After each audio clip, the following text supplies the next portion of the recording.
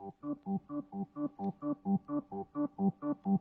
more days to Halloween, Halloween, Halloween. 2 more days to Halloween, Silver Shamrock. 2 more days to Halloween, Halloween, Halloween. 2 more days to Halloween, Silver Shamrock. Only 2 more days, kids, but that's plenty of time to choose one of the big Halloween 3. They're fun, they're frightening, and they glow in the dark. 2 more days, 48 hours, and remember to watch the Horror-thon, 9 o'clock, Halloween night. 2 more days to Halloween, Halloween, Halloween. 2 more days to Halloween, Silver Shamrock. 2 more days to Halloween, Halloween, Halloween. 2 more days to Halloween, Silver Shamrock.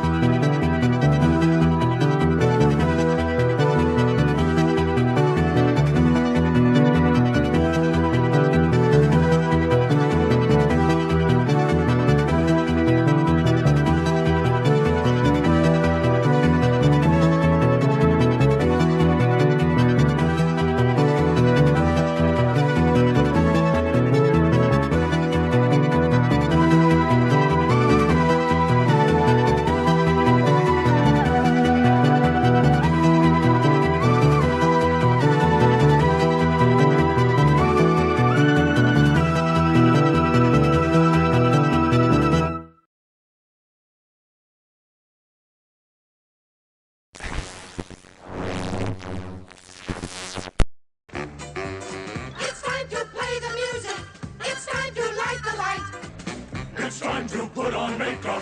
It's time to dress up right. It's time to get things started.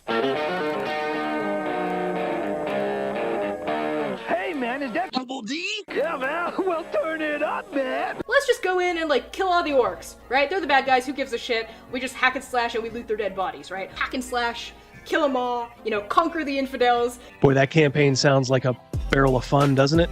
Somebody who's opening a refrigerator and leaning in, right, is the language of a woman. Somebody who's opening the refrigerator and being cut off halfway through that lean is the voice of a mermaid or a siren. They're utter shits. They're utter shits. This is not the face of the hobby anymore. And I think there's been mistakes made in years past where people assumed that D&D players were all, white dudes in a basement. Which has been a faulty assumption for a lot of years and gets more and more false every day. And so it's, in my viewpoint, honestly, guys like me can't leave soon enough. I just had to be born with empathy and a weakness for socialism and femboys. You gotta put a little hot sauce on the taco, you know what I mean? We want this dwarf to be the dwarfiest dwarf. Right. We want the elf to be the elfiest elf. And just the dashiest dash of Tabasco. Their voices need to carry across water. I'm a creative. It's a huge drain, right? Because fans can be off. When we got the descriptions, they were very adamant. They were like, try not to make it like a white blonde guy. Like, please, like, we love him, but there's like 500 million of them. You say white lives matter, they don't. White lives don't matter because white lives aren't a thing. Lube for their rectal adventures. Lutherville, Marina Del Ex, Otisburg. Who's this monster? She's got her own place. Otisburg. It's a little bitty place. Otisburg. Okay, I just wipe it off. That's all. It's a little town. Okay. We'll do it live. Okay. No. We'll do it live. Fuck it. Do it live. I'll write it and we'll do it live. Fucking thing sucks. Yeah. 5, 4, 3. Great, Sam. We dumping chump. It's a landslide, sir. On guard. It's time to mobilize. Let's go. A giant penis. Did you cry? That so much. I went into the house and my wife was like, "What's wrong?" And I just crawled onto her and sobbed. Oh my God. Well,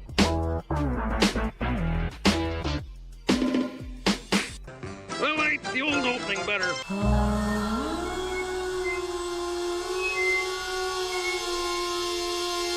On with the show. He ain't no champion. People's champion. I got one for DB. Whoopsie daisy. I like it. DB for 5. Hey, dog brothers, sword sisters. Hope everyone's week is kicking ass. I'd say mine is modestly kicking ass. Time for some skull cracking, so let's get it on. Bang a gong. I remember that song. Thank you, brother. I remember that jam. Now pay close attention, because the information you're about to hear could mean the difference between life and death. What is that from? Dragon Strike. It was like a board game, and there was like an instructional video. You can find it on YouTube. Patrick's wife kind of called it out for us. Oh, good call. Yeah, I like that a lot. Good call, Joyce. Patrick, our buddy. Historians, more like history written by the conquerors, more or less. All the while they scream, "Vi Victus," and expect us to bow. I say, nay, gentlemen, nay. Right there with you, brother. And then on a somber note, Double D. Oh, Shellback, I'm very sorry. Please accept our condolences. Mm-hmm. I'm sure your grandma was a great person, and we'll catch up with you later, man. Spend the time celebrating and remembering her life. Amen. Here's one for $1 million. Craig for 10. Somebody's got to go back and get a shitload of dimes. Had a blast at Claricon this weekend. Yeah, the 4-color concepts playtest was a huge success. Played Cyber, Sprawl Classics, and Valorous. Yeah, you must have been with Bear. I was just on James's stream with Bear. I think he keeps talking about Valorous. So good for you. I'm glad Claricon was good. That was Dungeon Minister, right? I believe he is the one hosting that. So that is awesome. Some very good smaller conventions where you're going to find great gaming. Stephen Forshaw, thank you so much, brother, for the $1.99. Okay, I think we're caught up on the supers. As you guys know, I am never alone in spirit, and this time in body. Sun won't fail. He's everywhere. I'll make mincemeat out of you, mouse. I love that little rascal. Squeak, squeak. And check it out. Oh my God! They killed Rogan. No, they did not. No, they did not. Not today. Not today, Satan. Not today. It's here. That's right. Rogan has a new toy. You want to give him a little sneak peek? Maybe one of the ladies, perhaps? I gave Rogan a silent meme stream deck. So crazy. Ooh, yeah, there we go. Hubba hubba. Oh! There we go. It's a PG version. Don't get your panties in a bunch. Oh, I love that one. You don't have to go through all of them. Save a list. Hey, I got a question for the chat. Yes. When we are rolling up your hit dice for a new level on your character, our killer DM lets us re-roll ones. So I leveled up my guy and I rolled a 1. So then I let you re-roll the first time. Oh, okay. Well, let me tell you what I did. So I rolled a 1, so I re-rolled it, and then I rolled a 6. Well, it felt dirty, so I rolled again, and I rolled a 1 again, and I'm like, what the fuck? So I re-rolled, and then I rolled a 6 again, and then I was like, now I feel extra dirty. So I'm taking the next one no matter what, and I rolled a 4. So I just kept my 4, but I'm like, how do you guys roll up your hit dice? Yeah, in between. Yeah, when you get a level, my view is always I skew it a little bit to the players. You know, I try not to ever fudge rolls in game, but you know, in between, you know, when they're doing hit points, if they roll a 1, that's got to be so unsatisfactory. You're waiting so long to get to that next level, and then you get a 1. So I give them 1 reroll. You know, and look, if you roll a 1 again. That's the way it goes. That's the fates telling you, like, this is what you need. Well, I re-rolled my 6. So I was like, I just felt weird. Crazy you know, Mouse is he likes to self-flagellate. I didn't like it. You gotta know when the gods give you a gift. Edgelord for 2. I need to go back and get a shitload of times. Sure do. Almighty, for $10. Ooh. Are you not entertained? Are you not entertained? Not entertained. Hey guys, I own Dragonslayer. I still have the videotape it comes with. That, as you probably know, is right from it. Hey, if you guys that throw down 10, if you have a request, just put it in there. I kind of read ahead a little bit, and then I can take care of you the best I can. Yeah, he'll take care of you a little bit. I had a character. Yes. I had a character. Double D printed out a sheet for me so that I could fill it in, and at the time he printed it out, I must have been 2nd level, and it said like roll 2 die 8. Oh yeah. So every time I leveled up, I've rolled 2 die 8. Mrs. D sits next to Crazy And Mouse. she's like, how do you have so many hit points? And I'm just like, I don't know. That's how I just rolled it. And I was like, what's wrong? And I was like, this just seems like, as a thief, I had like 78. And our fighter only had my like, fault for not paying. Well, it was mine. I didn't, in fairness, I didn't know. And you don't. And our fighter only had like 50. I'm like, I'll go to the front. Oh boy. Never a dull moment. Games get max hit points at level 1. That's what we do. Reroll hit dice at every level. If it's more than their previous, they keep it. If less than the old total. Okay, yeah, that's a fair way to do it. Yeah, it's a fair way. When you level up your guy, and then after your 4 levels, you get to add an ability point. And if you ever roll it into Constitution, do you guys retroactively add that all the way back to level 1? Am I explaining that right? Like how you get a con bonus for your hit points? Right. Yeah. Do you retroactively do that? Because I remember we had a player. Yeah, you use your level to bump up your con. You get a +1. And let's say you did it at let's say you did it at 8th level. Do you add 8 extra hit points? Well, that's a good. I'm sure it's spelled out somewhere in the rules, but it just doesn't come up so often. Hey, what's up, Chris? Yep. All right, guys. Give us the official rule there. Do you get back pay? Yeah. Do you get back pay as a when you up your constitution or it goes up? Sketchosaurus says yes. Hey, what's up, Sketchosaurus? Good to see you. Usually see him on on X. Toby says yes. Yeah, I thought in 3rd edition I remember reading that they did do that. Yeah. Okay. Everyone's saying yes. Everyone's saying yes to back Heck pay. yeah. All right. Yep. Yes to back pay. There you go. All right. You ready for the warm up? Uh-oh. Oh, what a demon. All right, so she got the Charlie Kirk Freedom shirt on with blood on it. Let the hilarity ensue. Yeah. All right, so first of all, you shouldn't just work out, for clicks. You obviously need to work out a little bit more, Tubby. But God, these people are such demons. What would possess you to do something like that? I'm gonna go put a shirt on, put fake blood on it, and celebrate the murder of a father. What does the shirt say? What is that? Freedom. Freedom. It's a white freedom T-shirt. Yeah, I do retroactive combo, but I also perform retroactive. Oh yeah, you'd almost have to. Yeah, if you're doing it one way, you got to do it the other. Maybe she's a Braveheart fan. Yeah. Freedom. Yeah, I don't think it's she's pure Charlie Kirk. She's a cheesecake fan. Ugh.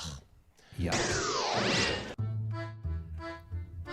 This is our government is they are at peak capacity here. They're using now Halo memes to really rub it in. Finishing the fight, destroy the flood of illegal immigration.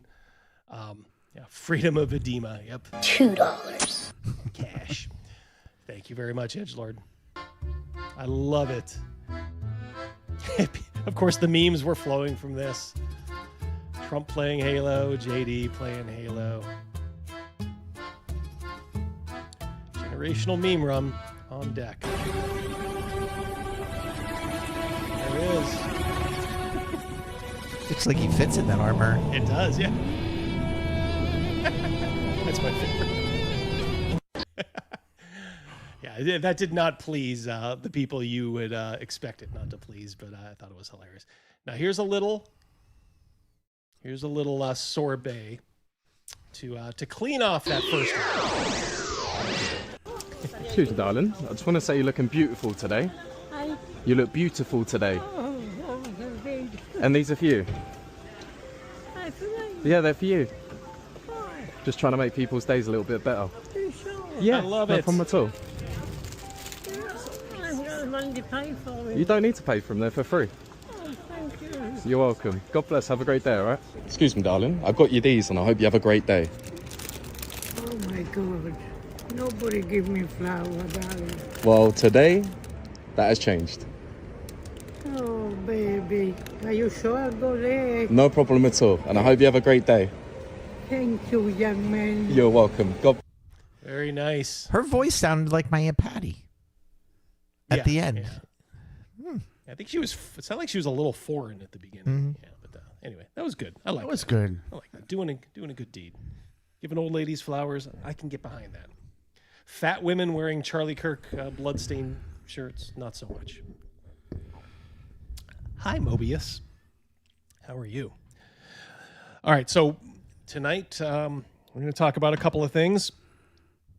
D&D historians, bunch of fags.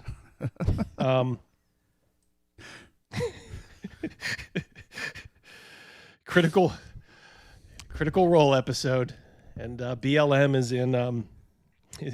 is in fine form, from what I could tell. If you're really good, we can watch actual Jake pretty much beg for money for his horrible stream. And, of course, we have our usual lunacy. So good to see all you guys in here. Oh, and we also have our controvertible episode of Pigs in Space! Okay, it's time. D&D historians. There's three main ones, and they're all the same. They're all pretty much the same animal. Ben Riggs, John Peterson, and one who has a crowdfunder for a 4-book series about the early days of D&D, as if that hasn't been gone over ad nauseum. Shannon Appelkline. We'll get to him last because his is the most pertinent. But Shannon, dude. Shannon the dude. I've known several people by the name of Shannon, and they're all women. So, Quick recap: who is actual Jake? Corn guy. He's the one that keeps making videos about me. He's got the OnlyFans girl that he shunts around. And, he talks about. He had a poll, correct? Yeah, he had the poll about. It's disgusting. Yeah, it was disgusting. Let's just say that. Yeah. Called us boomers. Called you a He boomer. calls everybody he doesn't like boomers. Yeah, God. Had a poll about, I don't know, when you had 4-year-olds. Yeah, when you had your first sexual thoughts, and one of the choices was 0 to 3-year-old. Who would remember that? Yeah. So yeah, he's a piece of garbage, and for some reason I was just watching one of his streams, just like an hour where he just pretty much begs for money, does nothing. He's a horrible. Yeah, divorced and drag. Yeah, look up how many times he calls people bald and divorced, and this is a guy who shacked up with an OnlyFans girl who probably I think pretty much does rail other guys, and boy. Him calling other people bald, that is the pot calling the kettle black. He has the mother of all receding hairlines. But first, okay, let's take a look. Why did you? All right, so at the top left is Ben Riggs. Bottom center is John Peterson. And top right is Shannon Appelkline. He'll be the target for a little bit, but I just wanted to set... These guys are all alike. They all despise the early days of D&D. They all write about it, and they think they're such intellectuals, and they really, really hate the beginnings of this game. He's playing with his glasses like he's a professor. Oh, like a bumblebee? He's dressed like a bumblebee? He's insufferable. That's Ben Riggs, insufferable. Edgelord for 2. Only Marion Cobretti gets to have a female name. There you go. Thank you very much, sir. I gave Professor DM a shout out in our house, and he doesn't even know it. I made some chicken soup, and Mrs. Mouse was like, "Oh, this is so spicy." And I said, "I don't know why you would think that it's spicy." I said, "I added some spicy broth." And she said, "What was the name?" And I couldn't think of one right off the bat, so I said, Deathbringer. Deathbringer, yeah. Like, subscribe. You two start writing histories. John, you want to go first and then I'll go? Yes, he does. Sure, I guess so. I mean, to me, it's really a side effect of the archival process that I do, right? I mean, I think... Hold on. Okay. I need this. Hold on. And although I write narrative histories, at the end of the day, mostly the purpose of my narrative histories is to kind of explain the archive or explain why this thing is important and why they should have a place in people's future consideration of the history of gaming. So, I mean, for me, it was, like just a process that as I got interested in, especially the origins of simulation, just of the concept that you might have a statistical model and use implements of chance to try to decide fictional events against it. And just started reading up around that. I think necessarily very, very effeminate guy. Now, I'll give Appelkline a little credit. I think Appelkline has actually produced like creative works for RPGs. I don't think these other two have at all. I think these guys are they saw like how big RPGs were becoming. And they kind of guessed right. And sure enough, they probably made a decent buck just writing about stuff that's already out there. And there is such a better outlet to find out about the history of the game, which I know a lot of you already know. We'll go over it in just a sec. But just this whole like insufferable, intellectual, like, it's all about the process. He sounds like such a such a little soy cuck. I mean, I hate to be that kind of crass and crude. You order it in a kind of narrative, or at least I do. And the rating playing with the world is just a side effect of that, a very protracted side effect, one that would generally be counterindicated by your physician if a medication was responsible for it. What was that? Well, that's what we call a joke. It was a great ending. No, it's not a great ending, you moron. Nope. Wasn't. He did not stick the landing. I did not. That didn't quite. You didn't quite track. Oops. Hold on one second. I need the control here for just a moment. Go back a little. He sounds like he's the guy that's got ogres. Yeah. That's what Overkill is saying. What up, Overkill? So this is from John Peterson's book. If you want to know what these historians think. There's a way to interrogate the archives that will surface more non-white male participation in the gaming community up to the mid-70s, I at least have not figured out what it is. More pointedly, the absence of voices from outside the Anglo-American white male community foregrounds some problematic areas in the historical recreation practiced by wargamers, notably in the command of Confederate or Nazi forces, and the enthusiasm with which some gamers inhabit those roles. This has been the subject of recent scholarly work. So this guy is literally, that little fruity soy boy is worried about people who play the Germans when you're playing like Bolt Action or Axis and Allies and stuff like that. Not an ounce of testosterone in him. Yeah, he does make, I was going to say, boy, Condor thinks I have a soft voice. What does he say about John Peterson? Ugh. Pencil Neck Geek says classy Freddie Blassie from Nixit. Oh, yeah. Yep. Gary Gygax Memorial on Kickstarter. Ooh, okay. Is it already? Okay. Thank you, Underleaf. Yeah, thank you. Thank you.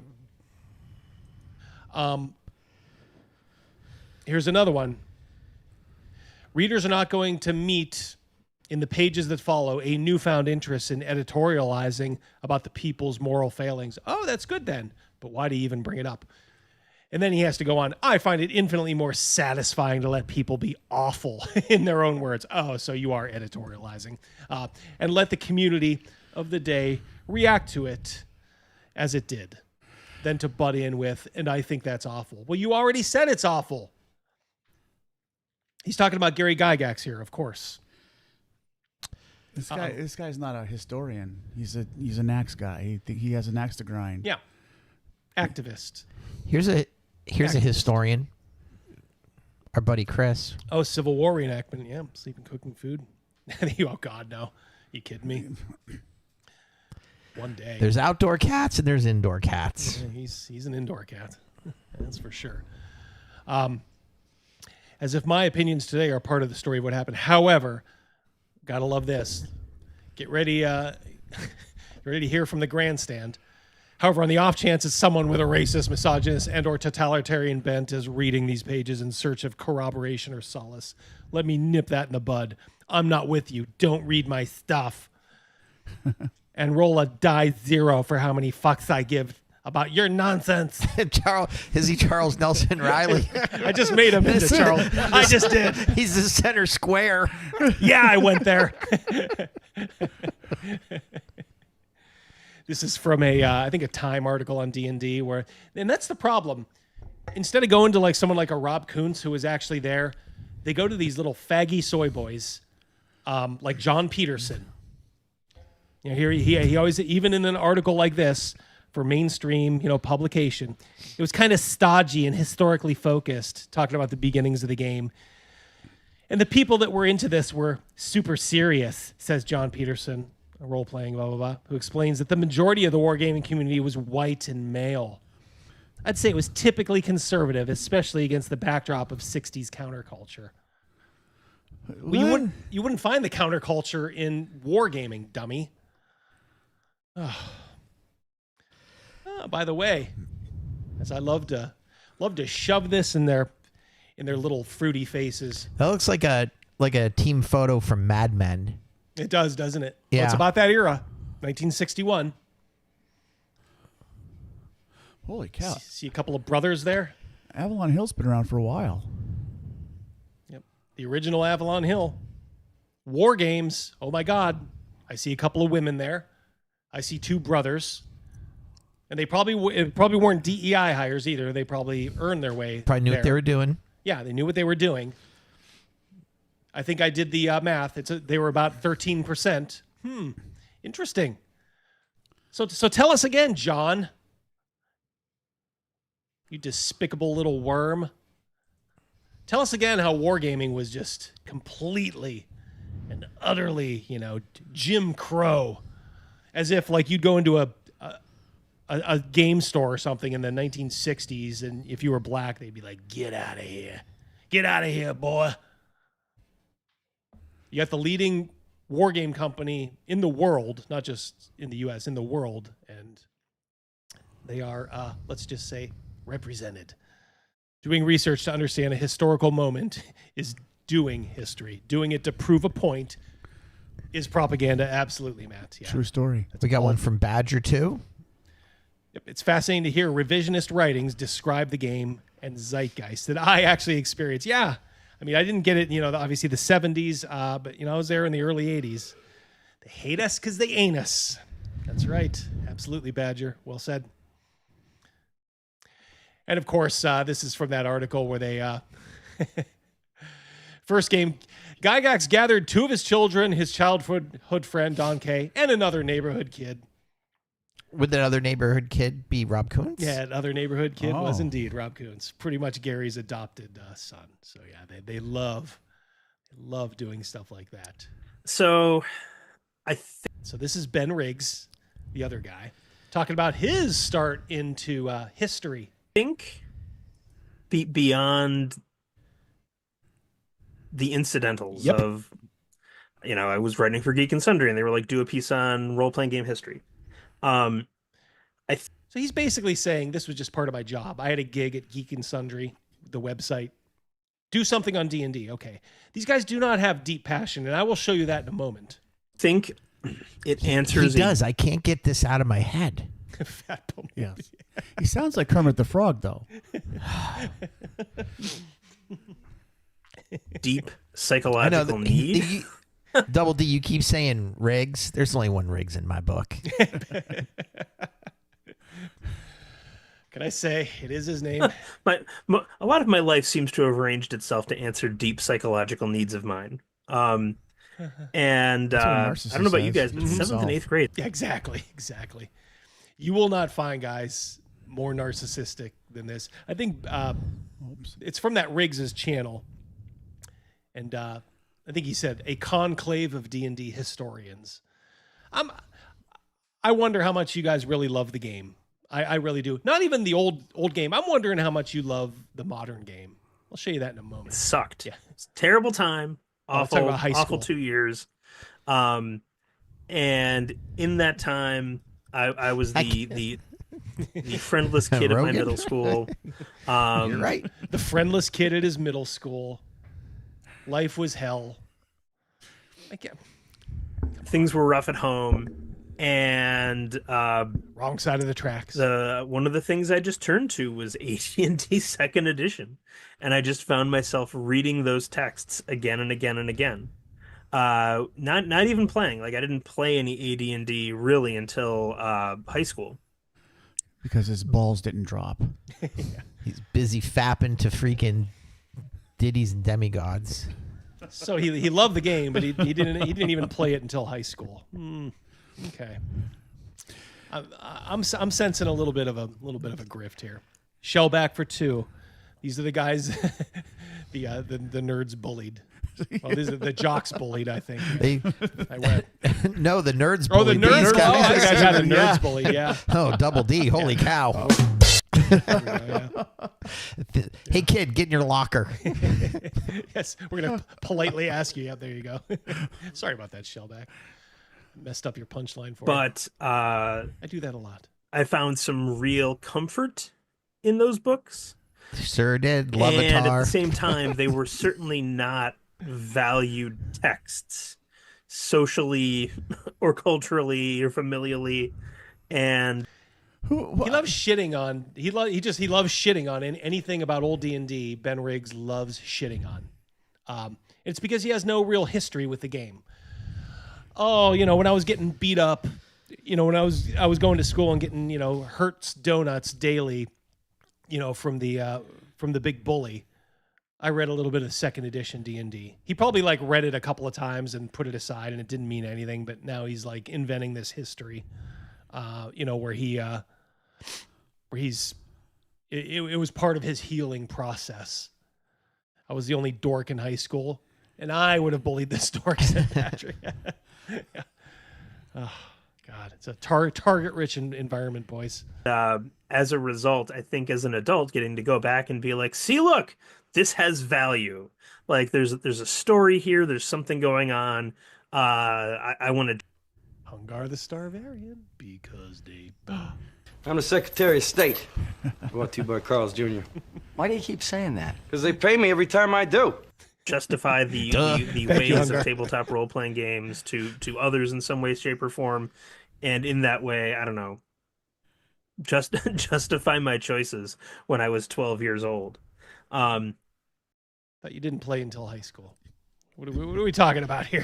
He's got a little slippery slope on his memories of his youth. Hey, Draco519, good to see you. You talk more about the original rules of D&D where women had beauty instead of charisma. So hard to find unbiased literature about it. Yeah. They love, I think, didn't Ginny D and D&D Shorts do a whole video on? There's a bunch of early optional rules, where they, there was a lot of that, comeliness and stuff like that. Yes, I believe you are correct. And they were just acting all, agog, amazed, and disgusted. It's Jesus Christ. Who is the guy, the old guy with the Publishers Clearinghouse, that Ed McMahon? He was Johnny Carson's sidekick. Ed McMahon, yeah. You are correct, sir. Okay. We'll have to get you a button there. I couldn't remember that name. Yes. I think that's my answer, at least today. At least do a good imitation name on Saturday Night Live. All right, so this clip is actually from another video of Ben Riggs. This is from who I think might be an actual historian, Michael Whitmer. Because the way Michael Whitmer talks, he seems a little bit more even-handed. He seems to genuinely like Gary, even though, he realizes, look, Gary was a guy just like everybody. So I think when, that Michael pointed out stuff about Gary maybe in his book. Now, I didn't read his book, so maybe you guys can let me know. But it seems like he was doing it just because, okay, this is part of the history, but the good, was certainly, way outweighed. Yeah, they have Phil Hartman. Yes, that was it. But here you can tell this is Ben Riggs's his channel's reading D&D aloud. Don't subscribe. As you can see, his numbers pale in comparison to mine. A mere 1,000 subs. Yeah, here's an important D&D historian who struggles to get 400 views on his videos, has 1,000 subs. It's because he's an uninteresting twerp. You can see the disrespect right in the title. Let's talk about Uncle Gary. Fuck you, Uncle Gary. And I've had a lot of people say, you should be respectful like Michael in Empire of Imagination. Empire of Imagination. And when I wrote, I think I had the advantage of going later, so I was able to just kind of get more stuff and more details because, I could take your stuff and Mike and John's stuff and put it all in there. I love how Ben Riggs just admitted, I just cribbed a bunch of stuff from your guys' books and I put it in mine. That's based on everything I've seen about Ben Riggs, that tracks. I don't think he has an original bone in his body. I think John Peterson is probably just a professional writer who despises gaming and role-playing, but can probably write okay. Shannon Appelkline is a leftist lunatic who can write. Ben Riggs, I don't think has much talent at all. And, again, I wrote the story that I found, which if, again, you're kind of a novice here, Gary was a genius, but also there were troubles. He put some racist stuff in D&D. He thought women shouldn't play the game. And that's just wrong. Talked about it. So women shouldn't play D&D. This is from an article in 1975. Gary. He's probably at the same point society is right now. He just didn't give a fuck. Damn right I'm sexist. Doesn't matter to me if women get paid as much as men. Oh, so he's not actually sexist. He's just saying, jolly well, get the fuck out of wargaming. Not role-playing, wargaming in droves for all I care. That's Europa. I don't think he was talking about D&D. I also love, too, how all these folks just conveniently, they'll puff up Shadow Dark, and Shadow Dark has a woman creator. Don't like to talk about how Kelsey always talks about how meeting Gary Gygax was a seminal moment. And he encouraged her. Not only, yes, keep playing. Yes, be a creator. You can do whatever you want.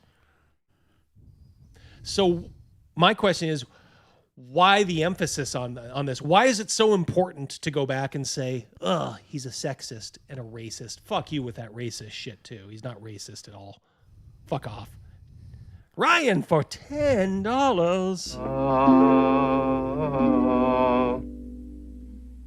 Bitter dregs.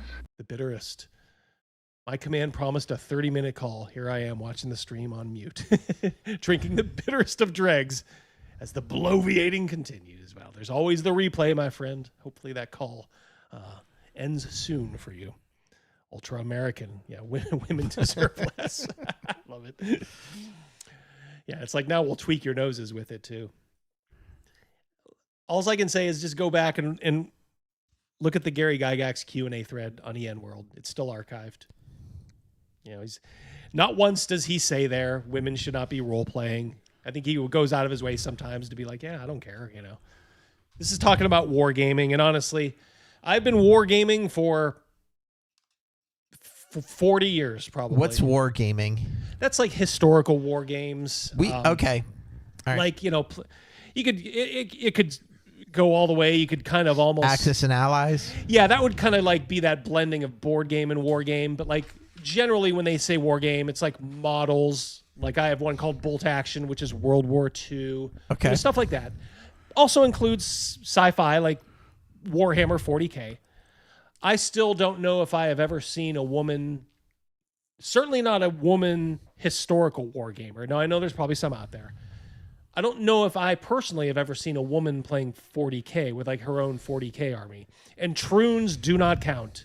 You can't be a dude who painted up your army and then put on a wig and say, I'm a little girly. Thought you were trying to lose weight. Lay off me, I'm starving!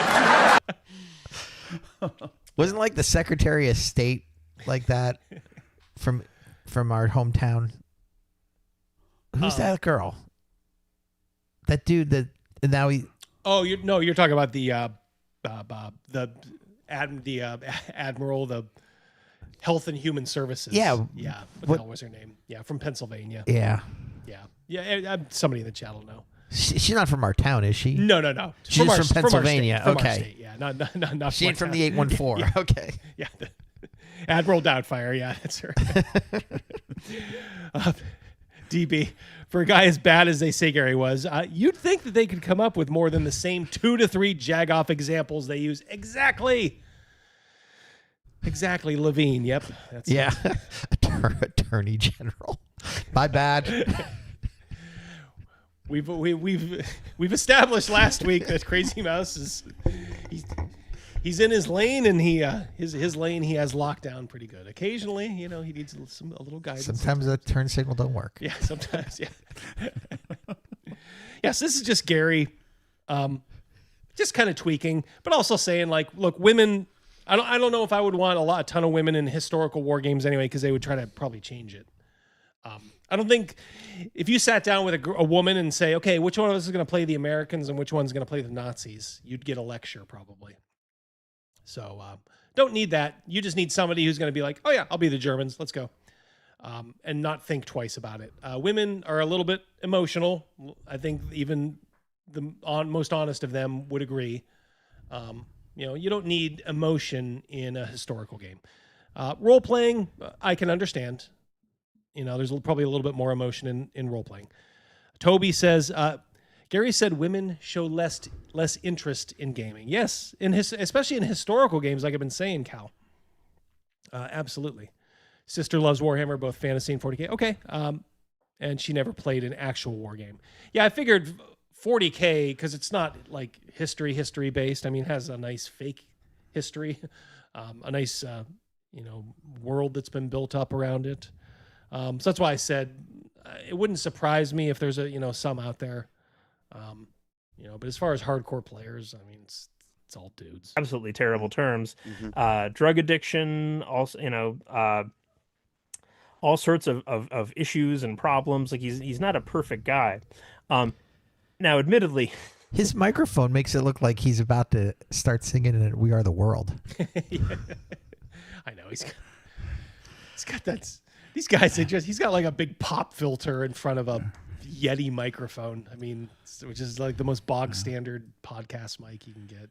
If he starts quoting "We Are the World," well, I close my eyes and I listen to him, and I just think he's about to sing "Rainbow Connection." He sounds just like Kermit. I'm gonna croon in front of this mic. I don't understand why he thought he needed a pop filter that big. But yeah, you're right, Crazy Mouse.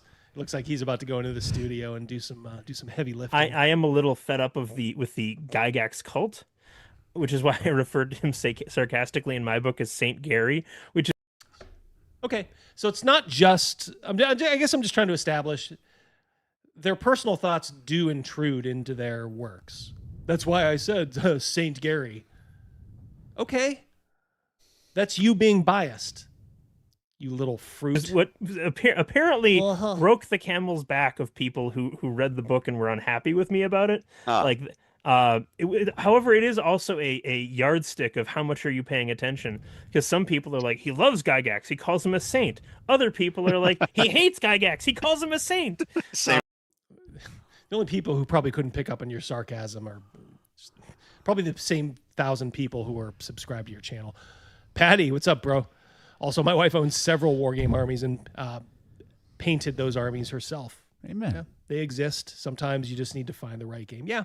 I'm not saying they're not out there. Not just the right game, Patty. You need to find the right woman. Yeah. You know? Yeah. Right game, right woman. Yeah. Like I said, I guess I'm just trying to put myself in Gary's mind. I mean, just women like that are the exception to the rule, and they were the same exceptions to the rule in like role playing back in the day because they weren't trying to change anything.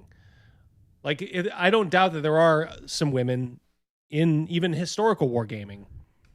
I don't know if nowadays they're trying to change it or not. My guess is probably that there's probably some that are.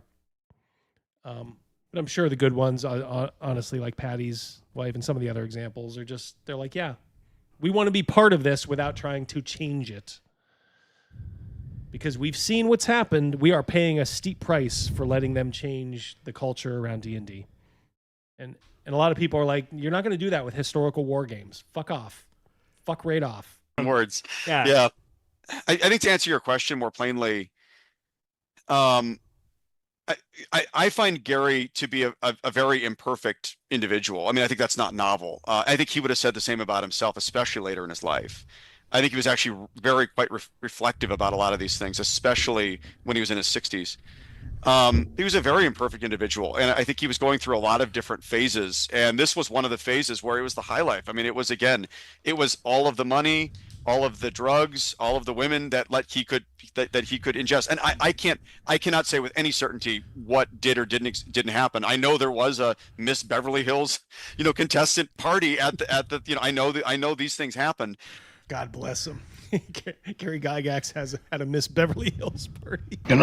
Quasimodo predicted all this. Who did what? But so, I mean, again, I tried to stay a little bit above that and give you what we could pretty well confirm as accurate in that account. And that's why I tend to think that this guy on the left would give you a square deal when it comes to Gary. It's one thing just to kind of note it. Oh, yeah, by the way, that Gary was going through a rough time. He didn't take the time to put in that grandstanding that John Peterson did. If you came here as a racist, you can F right off. How unprofessional. Like, how utterly unprofessional.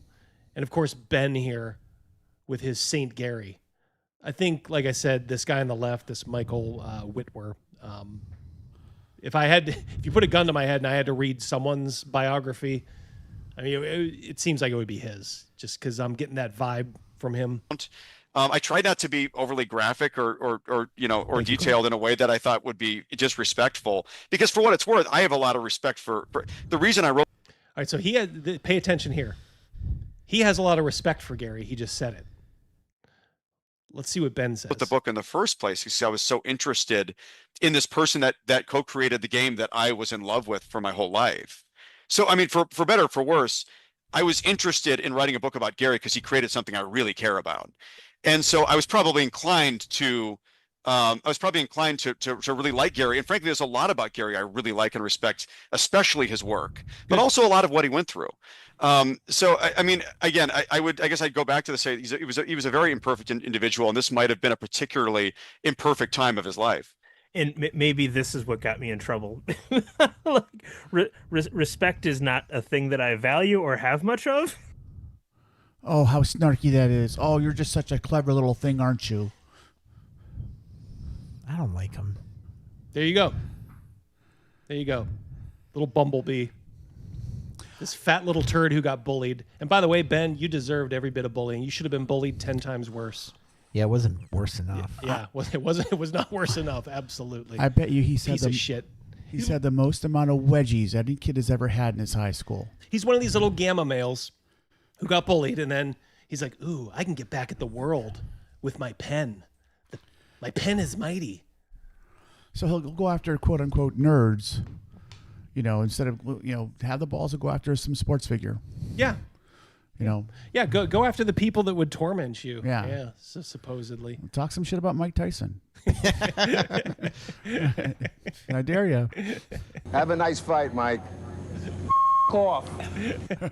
Fuck off, Ben. Patrick for 5. I love how much they love to say Gary wasn't perfect, yet they refuse to apply the imperfect label to themselves. I know, it's so weird. We're all imperfect. Yeah. I don't know. It's like, to me, when you do stuff like that, you're doing it for maybe 2 different reasons. You're just trying to sell something to make it more interesting. That I get, and maybe that's why Michael had it in his. He thought it was part of the story, and it is slightly salacious. Gary's time in L.A. and living the high life on the booger sugar and all that stuff. But I think these other guys, they're doing it to prove their worldview. They want to tear down every bit of history of D&D that they possibly can, and it's sad. It is sad. Mike Necrophant, $9.99. That's close. Welcome to the party, pal. When Gary died, I saw tons of tribute videos by guys saying they never would have had any real friends without D&D. That's Gary's legacy. People like Kelsey are Gary's legacy. Look at the big picture. Exactly, Mike. That's a great point. Yep. And the thing is, what you have to understand is these guys are not them. Okay? These guys maybe are a little younger. And Shannon Applecline isn't, so shame on him. Like I said, we're just getting to him. But they're not that.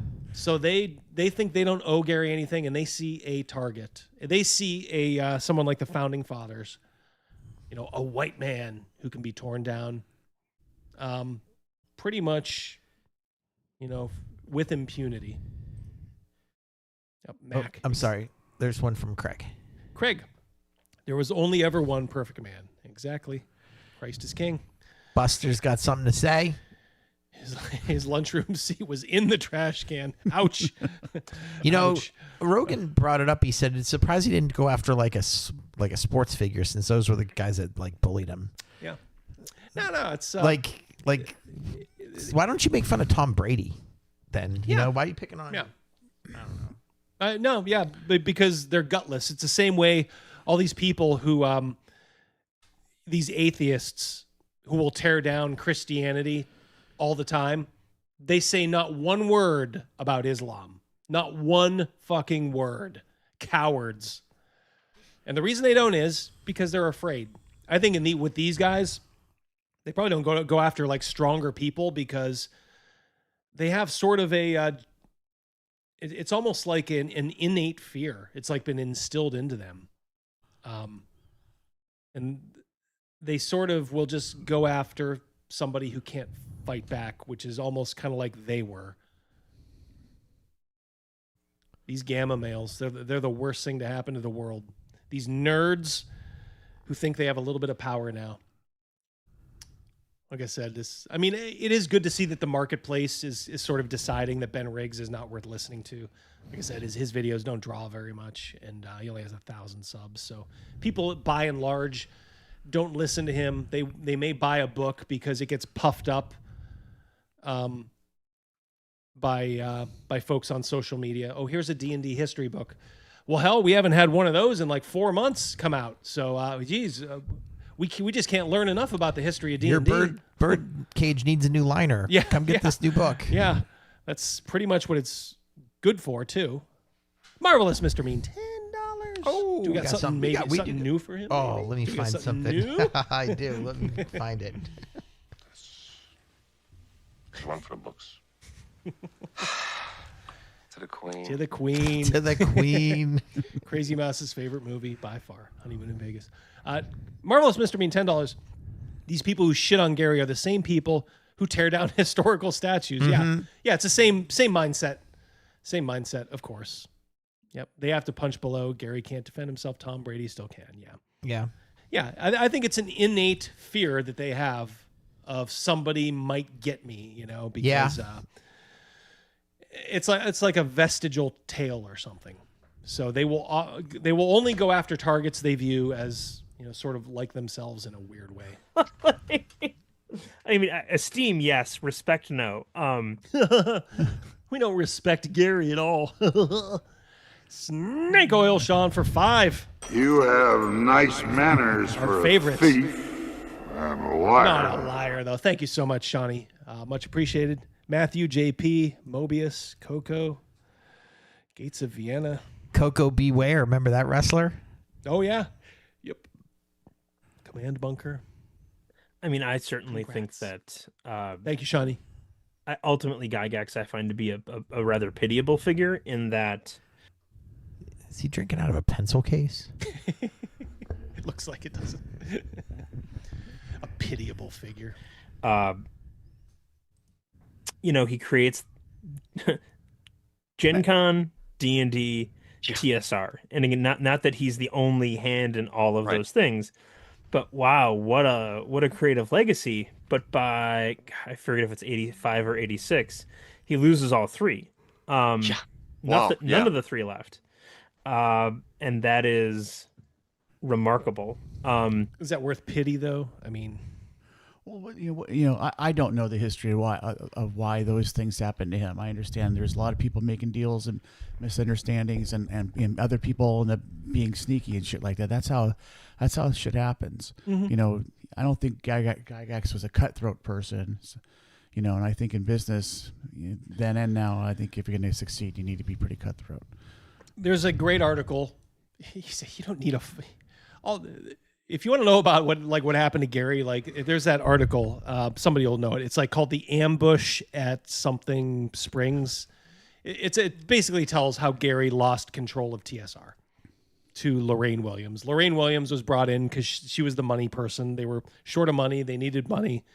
And, one of his partners, I think, ended up basically just siding with her.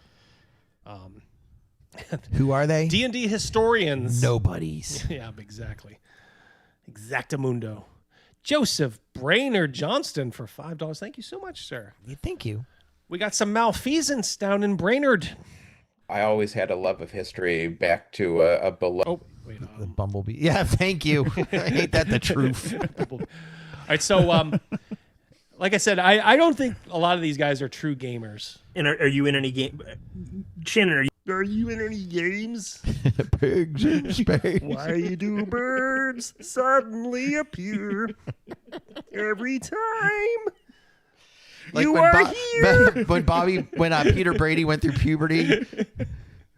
Just like me. You in any active games right now or no?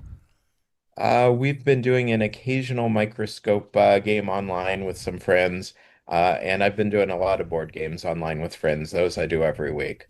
The role-playing need to figure out some better venues here in Hawaii. The problem is I moved out here 5 years ago, and 2 months and 24 days after we moved out here, the island went on to lockdown, and that's kind of the area of time when you're setting your new patterns for somewhere, figuring out what you're going to do. And by the time we were out of lockdown a year and a half later, Salient advice: always keep 51% of your company or just sell the whole thing.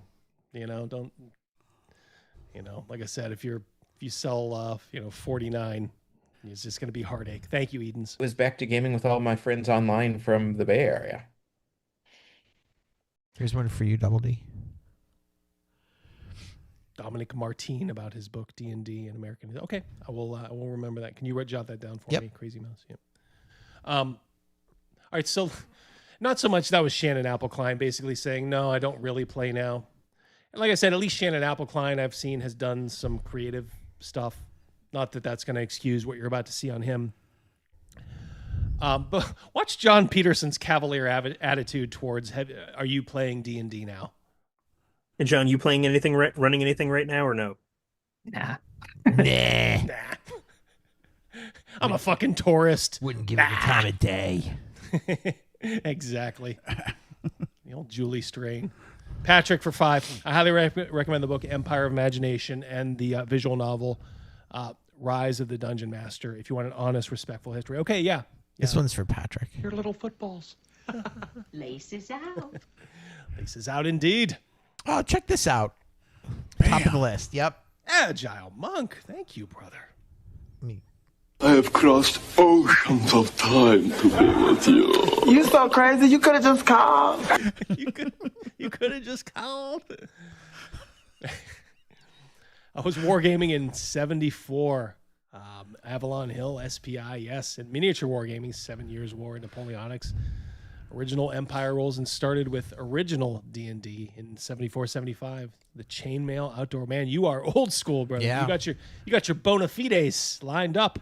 I was also an officer in the Had Female Gamers 2 HMGS. Cool.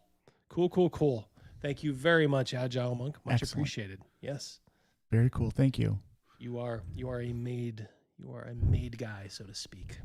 A friend of a friend. He's Yeah, a friend of ours. friend of a friend. He's a friend of ours. Baseball. I'm playing. I play video games. I'm playing the Claire Obscure video game, Expedition 33. Play Mario Kart. When Yeah, do you play? Oh, you mean the thing that I wrote a book and I savaged the players, savaged the founder? It was almost like, how dare you even ask? Like, no, I'm playing I video have a spare games, moment. dude. Little fruit. I play online Tiddlywinks. Yes. All right, so far it's basically been Ben and John Peterson. So here's if you want to know a little bit about Shannon Appelkline. I always had a love of history back to a beloved history teacher in high school, David Del Porto. I kind of want to ask about that high school teacher. But what was so wonderful about that high school teacher? I find He that was- person highly suspect. Yeah. All right, let's find out what was so good about David Del Porto. Was enthusiastic. He was a classic FDR Democrat when I was... FDR Democrat, we all know what that means. He's a fucking commie. $5, Doc. Oh, good to see you, Doc. I was just talking with you before. The channel, Daddy Rolled a One, had a very good series of videos on the history of TSR. Very objective and balanced, worth checking out. There you go, Daddy Rolled a One. Check it out after the stream. was young and stupid and thought that conservatism was the way to go. So he challenged me constantly. So here's someone whose brain was polluted. Again, you can thank the Frankfurt School for poisoning another one, because it looks like this Shannon Appelkline went into college a conservative and came out looking like this. Ugh. He was a wonderful kisser, soft, firm, like a real man. And he also designed classroom simulations, which were used beyond. We did the Haymarket trial as a classroom simulation, and we did other things that were more simulative and it got many of us so enthusiastic that we actually put together a mock trial team the next year, and There comes he a of course said, time "Yes, let me when we be hear your a certain call." I can't get person, that out of my head, sponsoring man. that." Double D, So I got to put this guy on mute. There's a choice we're making. We're saving our own Remember Dan lives. Aykroyd's in that? Oh God, yeah, I almost forgot that.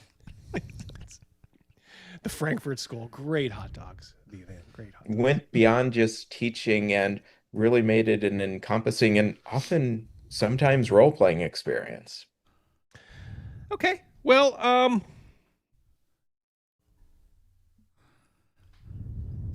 that's our boy.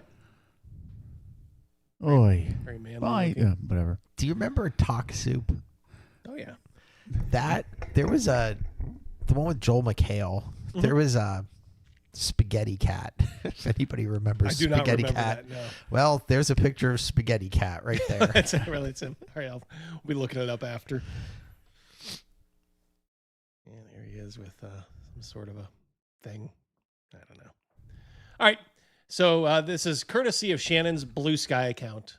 Just so you know, this guy now has a crowdfunder that he's going through. Evil Hat is, I think, publishing it.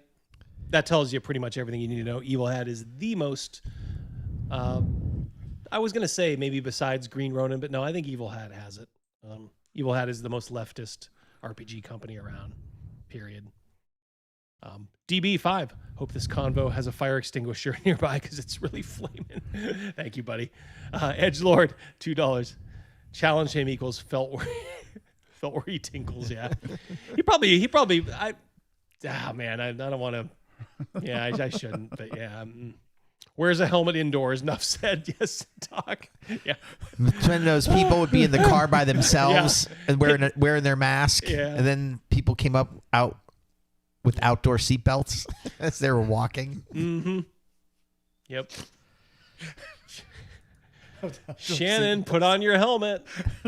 You'll hit your head against the wall like you always do. Doing. Mercurius, 1 membership. Thank you very much, Mercurius.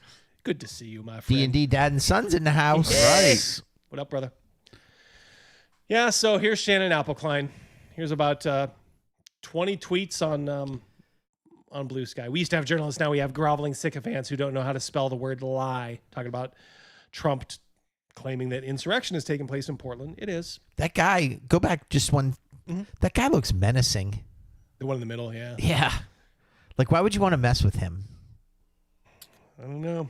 Got a hard job to do. They try. Yeah. They do try. You think for a second, any of those guys wanted to be there? No. Shit's happening over there. They're doing their freaking jobs. It wasn't for all the other people getting crazy. That guy would be at home with his family. Well, the National Guard, yeah, and a lot of the police, but some of the police out in Portland, I'm shocked. Like there was one, like where they were arresting one of the Antifa guys. The Antifa guy had a flag that said "fuck Trump." I swear, I should have kept the video. The police officer was waving the flag as they were walking the guy in, and they weren't like walking the guy in hard. They just kind of had him, and the police officer looked like he was waving the flag. Man, it should have been that scene from the casino when he asked him to take his feet off the blackjack table. He's like, I want you to open the doors with his head. Yeah. Oh, God, yeah. The gym, $20. Yeah. $20. You're a bastard from a basket. Bastard from a basket. You're correct about them being gutless cowards. Thank you. Yep. From personal experience, a guy cut me out. We ended up at a birthday party, and he acted like nothing happened. Later, he texted the host to complain about me being there. Oh, my gosh. Oh, I am so sick of soft men.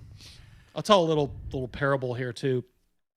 There's a leftist who I work with, who early on I tried to be friendly with, and he just flamed out too much.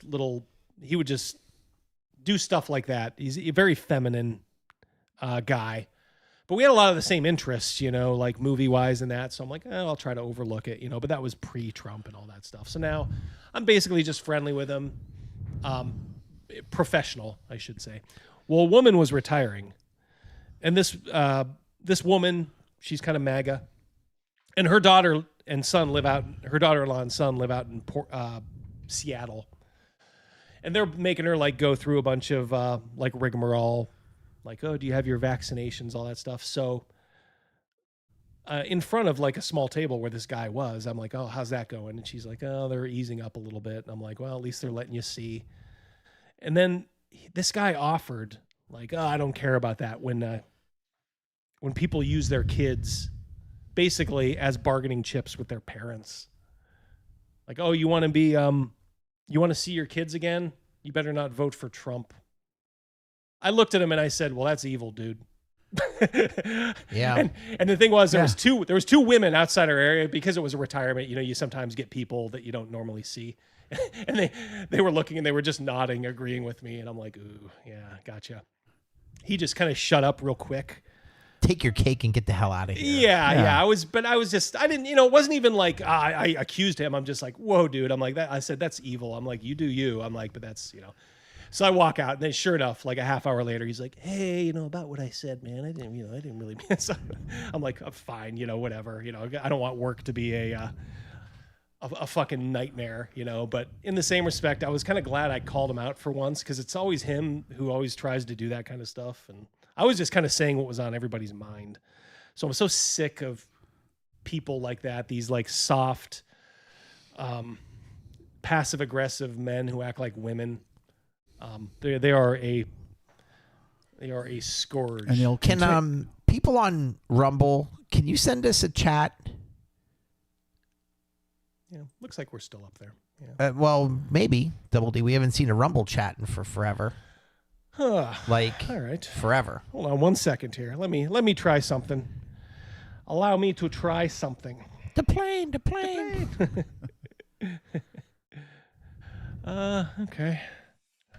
Okay. I'll do a little test. We'll do a little test. TEST. There you go. All right, we're good. All right. They're just being a little quiet. That's all. Yeah. We'll Thank spice you, it up. Thank you, Jeffrem. Appreciate you looking out. Because, Jeffrem's saying that Rumble chat's not up. Nope. All right. That's good. Immediately brought mine. Yeah. Coercive fascist government is clearly a problem. But then he's calling out ABC, UB, Berkeley, and others are capitulating. Oh, yeah, the problem is the media is too friendly to Trump. That's how far left Shannon Appelkline, your author of the new 4-volume D&D history, is going to be. I'm not sure what's going on with the chat now, Double D. What was all that? It was just highlighted. It's okay. It's all right. Send me back to class. I don't know what I was just going to did. say. Sorry, Everything was blue. Sadly, don't have Disney or Hulu. This is back when Jimmy Kimmel, the whole Jimmy Kimmel thing. His ban cancel. lasted 1 week. Yeah. Cancel Disney and Hulu. Well, I guess now you don't have to. I'm ashamed of Cal. I love Cal. Oh, that's our Cal. Okay. Cal Berkeley gives the Trump administration 160 name. Yeah, they're blowing in a bunch of like probably Antifa people. And Shannon is incensed that they're doing that they're actually giving the names of these domestic terrorists. Oh, yeah. Good article on the problems you should expect in getting a COVID vaccine this year because of Trump. Who's talking about COVID vaccines? Obviously, get your COVID vaccine. That Attorney General lady. Yeah. Yeah. Levine. Shelley Levine. The machine. Smash the like button. Obviously, get your COVID vaccine. We're seeing an increasing number of studies that say every time you get COVID, it damages your organs and immune system. Are there any studies that tell you what you get if you keep getting the vaccine? Yeah, wait till those numbers come in. Yeah. Oh, they were doing their best to 10 years from now, everyone who got all these COVID vaccines. Yeah. Everyone who gets a shot. For everyone who gets a shot, an angel gets its wings. And everybody knows it doesn't work. It's just like a normal flu vaccine. I mean, it won't stop it doesn't stop anything. Tom Brevoort from comics, calling him out as dully conservative. In one of the comics he worked on that pushes back against progressive and LGBT alphabet themes.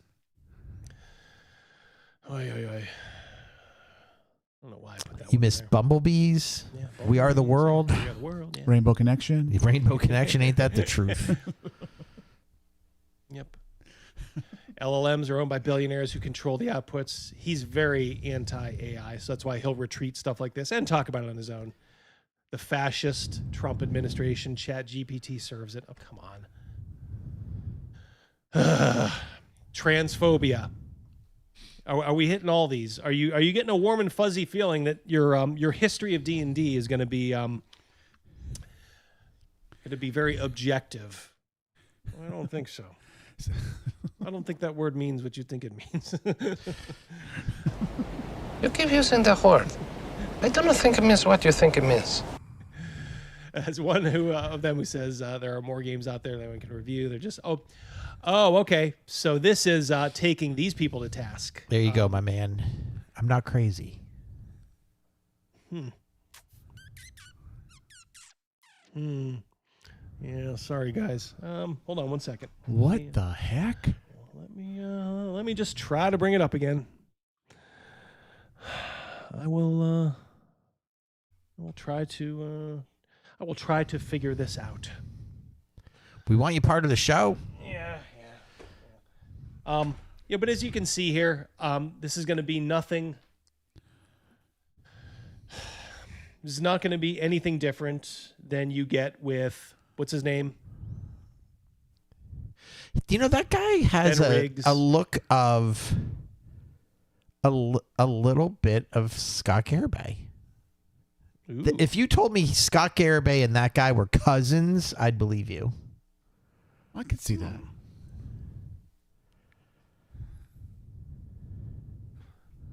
All right. There we go. Thank ya. I don't know if I gotta. Well, I just dropped them all in there. That's for sure. All right, Jeff. Bam. Crazy Mouse does not look like Rumble Chat. Okay, so listen. If any of you sent like a Rumble rant or something and paid for it, just let me know. Yep, it out. and I got you. Just say, hey, Rumble rant missed the dollar amount, and then just whatever you want, whatever you had in there. There we go. I'm not sure why it wasn't showing. It's interesting. Kissing cousins, Michael Rose. Blaming Trump tariff, quote unquote, idiocy. They were taking the publisher of the code names, the Harry Potter code names, to task because how dare you do anything Harry Potter now? Because it's transphobic. Huh? Cowardly transphobe supporters at code names. This is Shannon Applecline. I like that game, Code Names. Oh yeah. Yes. It's a fun game. It's a nice little party game, family game. We played that at me, Son D, two of his friends. We played, and we did pretty good. Mm-hmm. And then we lost in a landslide. Someone flipped over like a dream board on us, and it was like body parts.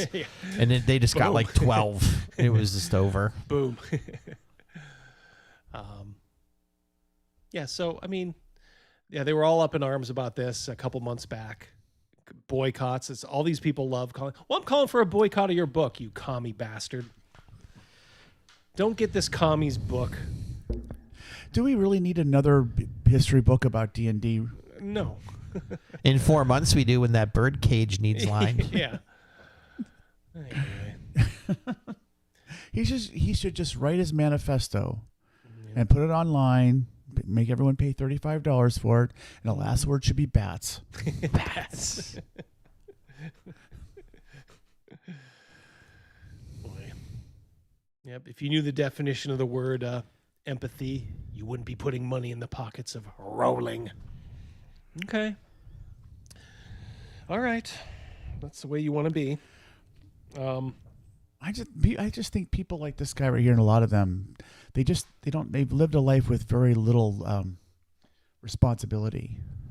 Oh yeah. I think when you start having real responsibility in your life and you have to make decisions that are bigger than you, then that certainly changes your perspective. Yeah. And by the way, guys, I do have the Rumble chat up. I do see Jeffrem, I got you, bro. I got you. Where are you seeing it? On my phone. Because it's not working again. It must not be working, yeah. I'll get you guys. Jeffrem for 10. I'm going to read this. Oh, hold on. Let me give him something for 10. Say Christ is Lord. Mm-hmm. Say Christ is Lord. Say it. Jeffrem for 10. You get the full without glasses. These people are nothing more than third-rate hacks, lashing out at a better man they could never compete with. Absolutely, brother. It's clear you could fly a starship full of pigs between their ears and hit nothing. I think we have a controvertible episode of Pigs in Space. Thank you very much. Yeah, and if there were any more that were missed, just let me know. Just put a bunch of asterisks. Something's going on with the Rumble chat. He dropped them. They all showed up, but then all of a sudden they're not showing up again. Yeah, so something wrong with Social Stream. I'll probably just have to update it, guys. So let's check the firewall. Maybe Mousecock got in Mousecock's there. in the hizzy. Yeah. What can you do? Yeah, we'll work through it. Like I said, I have a Rumble up right now, so I will check it. In fact, here, Crazy Mouse, I'm going to give you my phone here. Okay. So you can look for him. Hold on. Let me grab. Got it. Okay. You can use that to set it on if you so desire. Yep. Just occasionally monitor, see what's going on over there. Here's another one. They're talking about, I think the Hugos or something, that one of those worthless like book awards. Oh noes, the men character in books have been displaced by lesbian love interests. How can we fix this and get men characters back into books? Find out at Worldcon. Worldcon. It'd be great if Worldcon didn't enshrine bigotry in their panels, but they apparently can't stop hitting themselves in the face. That's in response to this, which is a perfectly reasonable. Have you ever walked into a bookshop and asked for books with strong women leads? Perhaps you've requested that love not be a major plot point. Has the staff excitedly passed you half a dozen books that, though good, press X'd it out there, have been a bit of a repeating theme. Here we ask the question, why do authors, bookshops assume the only way to have a strong woman lead is to make them gay with a woman love interest and prevent men characters from rising over the background? It seems reasonable because they all do it. It's the old South Park, put a chick in it, make her lame and gay. Here's Shannon pumping up the anti-fascist RPG Rebel Scum. The Antifa RPG, fight fascism in space. Talking about drive-through, at least finally drive-throughs, at least applying the same standards to both sides. So I think drive-through had a problem with an Antifa game. And here's Shannon dragging drive-through because they didn't like that. Well, they did it to the Red Room, and the Red Room just released that book Men. So Medicare for all, government health care. Trump's of course killing gaming companies 6 months ago.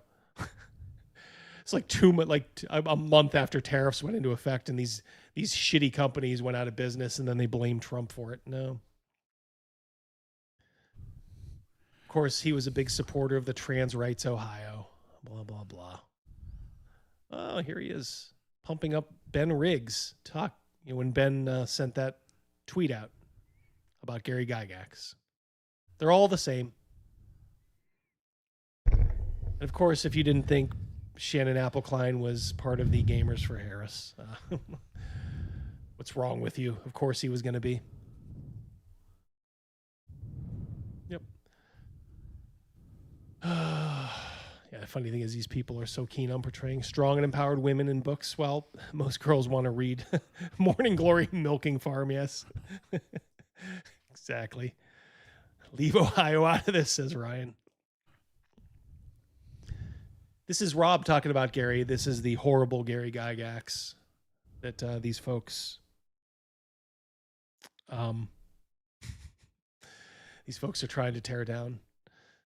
He answered every phone call, responded to every letter and postcard. It's probably in the early days.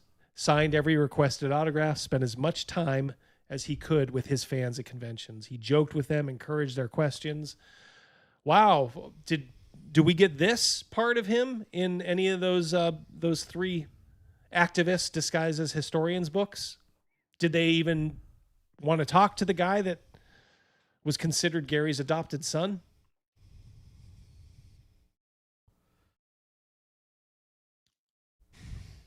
Never offered an excuse not to do so.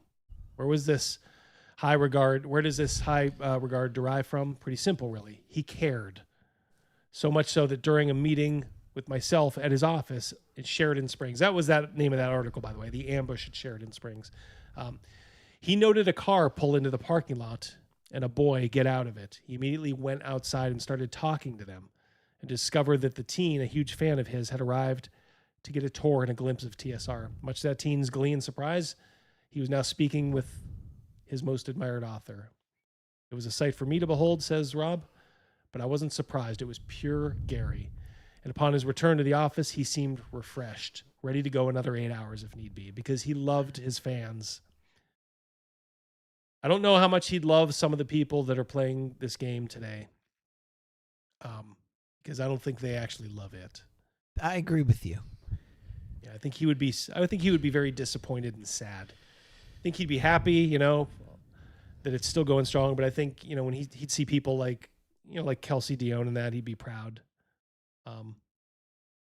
Gary dutifully explained, and I summarized, this is what it's all about. Well, what it's all about for those other guys is to tear down this man as much as possible. The great Sandy Peterson. At the age of 20, I wrote to Gary Gygax. He hand wrote his responses to my questions on my letter directly and mailed it back. So this is not some sort of it's just a Gary defender. In fact, I think Sandy professionally had a rivalry, with Gary, as of course anybody at a different company would. I think personally, I think he was fine with Gary. I was too dumb to keep the letter, but it was cool to get a direct response. It's behind my habit of never charging for signing games and books. So Gary set the standard, never dismissing an honest question. Thanks. And that's true because Sandy came on this show. Sandy went to VentureCon. Sandy is open to everything. Sandy's a good dude. This guy, not so much. Spaghetti cat. Yeah, not so much. Not so much. Yeah. Sorry about the Rumble chat, guys. I'll try one more. I'm looking to see, and it doesn't look like anything new has come in on Rumble. Yeah, unfortunately.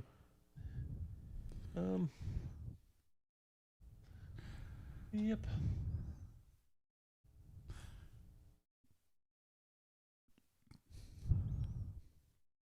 I just think that this fellow and a lot of people like him, they just don't look in a mirror and say to themselves, all right, why am I doing that?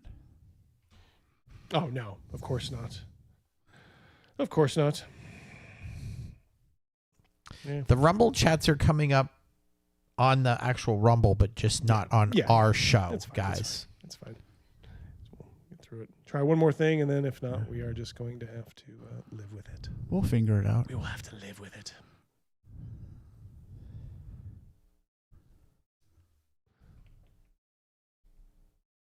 I give you money, you give me ideas. You never say thank you. That's what the money is for. That is what the money's for.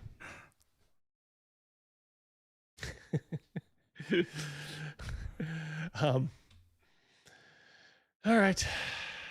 Well, we got something to keep you entertained while Double D's doing that. As she likes to say, lanterns are lit, so are the tits. She's my cherry pie. Just keep an eye out visually on Rumble over there. I got it. It's up and running. Every once in a while, someone new will say something, but they're all saying the same thing. Yeah. Is anybody seeing these? We're seeing them. It's just not on the show. Sorry, guys. We'll just have to, like I said, I think I have to update the plugin that I use, Social Stream. But we must move on. George Floyd. Jeff, if you, I have Double D's phone, so Tell me, you can send it on Rumble, and I'll give it to Double D. Guys, we'll get any super chats that you send on Rumble. They will on it. like they'll show up over here on his phone, which I have. Yep. So, like I said, we got to move on. My apologies. So there is a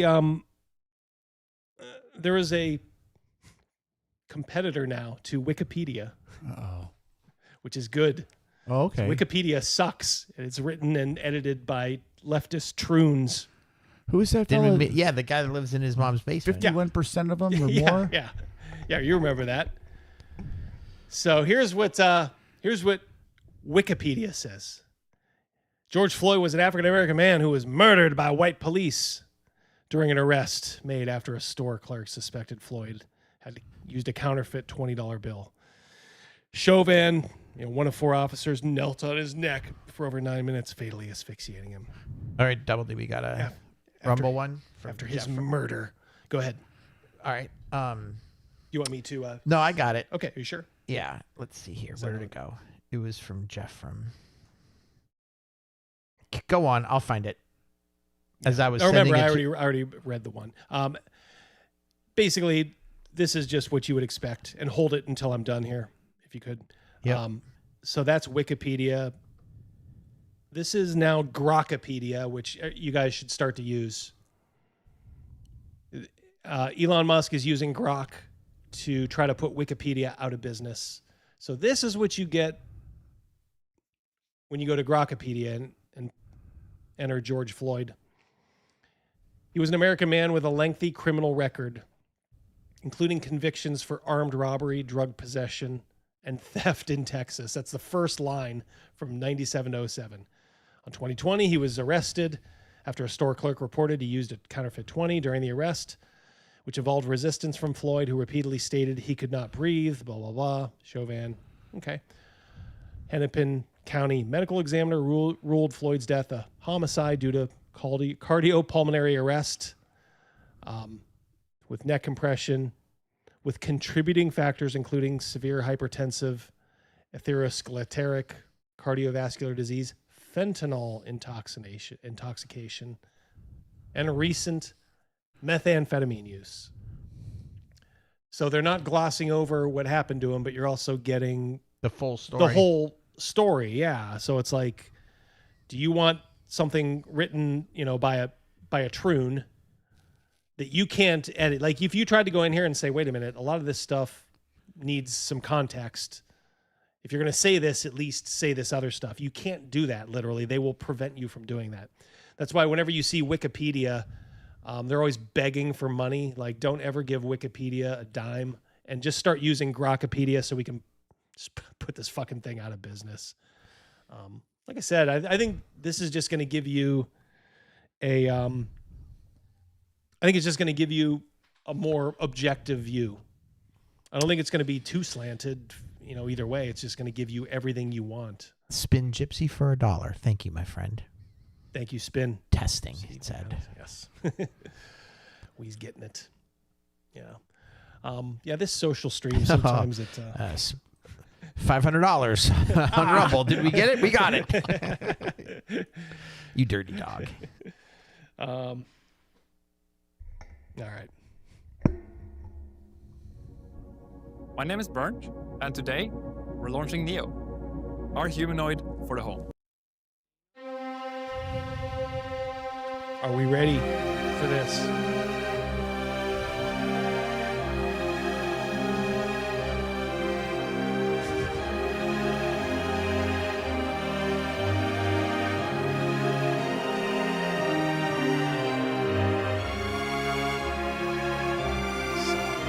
He's wearing a sweater.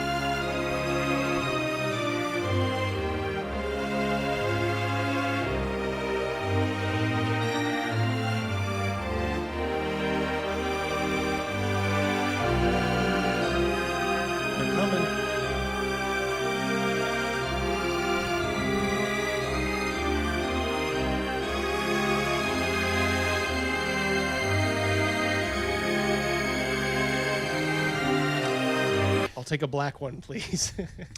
Give me the black servant. Correct me if I'm wrong, but Haven't we seen like 24 movies about this, and it doesn't end well? I know. I mean, you know, I'll give you one use case where I think it could be good. I'll give you one.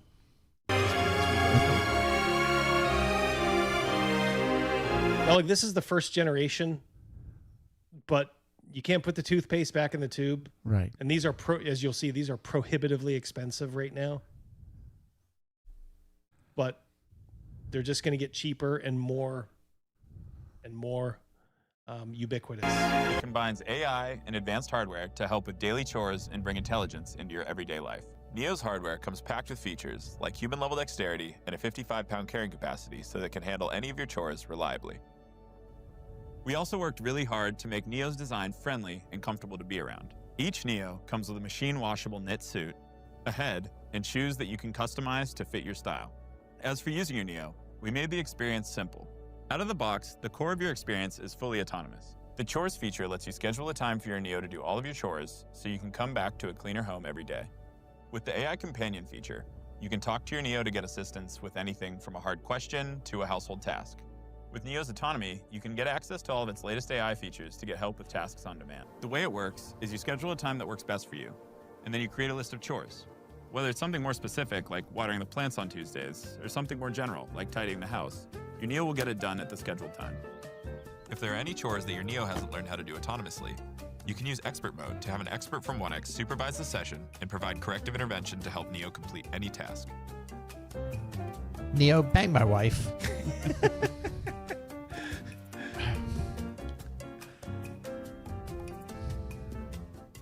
This is so weird.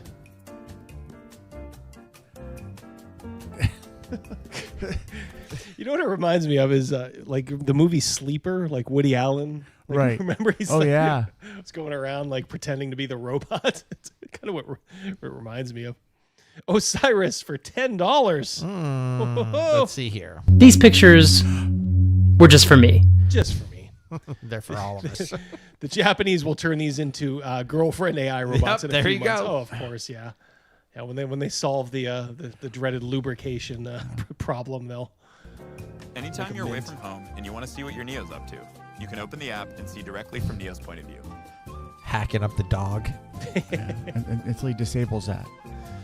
Remember that one Chinese AI robot I think we did a million years ago about on one of those like lunacy things? Like it was menacing the crowd. Oh, yes. Yeah. Like, just hope it doesn't happen.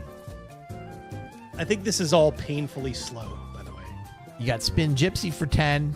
Ooh. Hoo-hoo. Can you? Yeah, do you want me to? Yeah, hold on. It's Oh, there we go. Yeah. I don't see it. Maybe it's a coming. Perhaps it's a coming. Christmas is a coming. Christmas is a coming. Well, if not, just give me the phone. There it is. I'm gonna buy 4 of these guys and get a regular game going. No more game night flake outs. Thank you, Spin. There you go. Yeah, a whole table of those. Come on. You get the rare Crazy Mouse read. Puts cats in the dryer. See, that's what I'm saying. That's the shit that's gonna happen. On my glasses. Is this paprika? No, that's cayenne pepper. Also, your glasses are on your shirt. Could I use this in my chili? They're both made from chili peppers, and you could put cayenne in your chili, but it is much spicier. Neo is a speech-enabled AI companion made for any kind of conversation. Where other AI assistants are confined to your phone or computer, Neo lives with you in your physical space and has the ability to see, hear, and remember things about your surrounding environment to provide you with uniquely helpful assistance. For example, it can suggest what to cook based on what you have in the fridge, remember your progress while teaching you a new language, and even give you interior design advice. Speaking of coming, thank you, Ryan.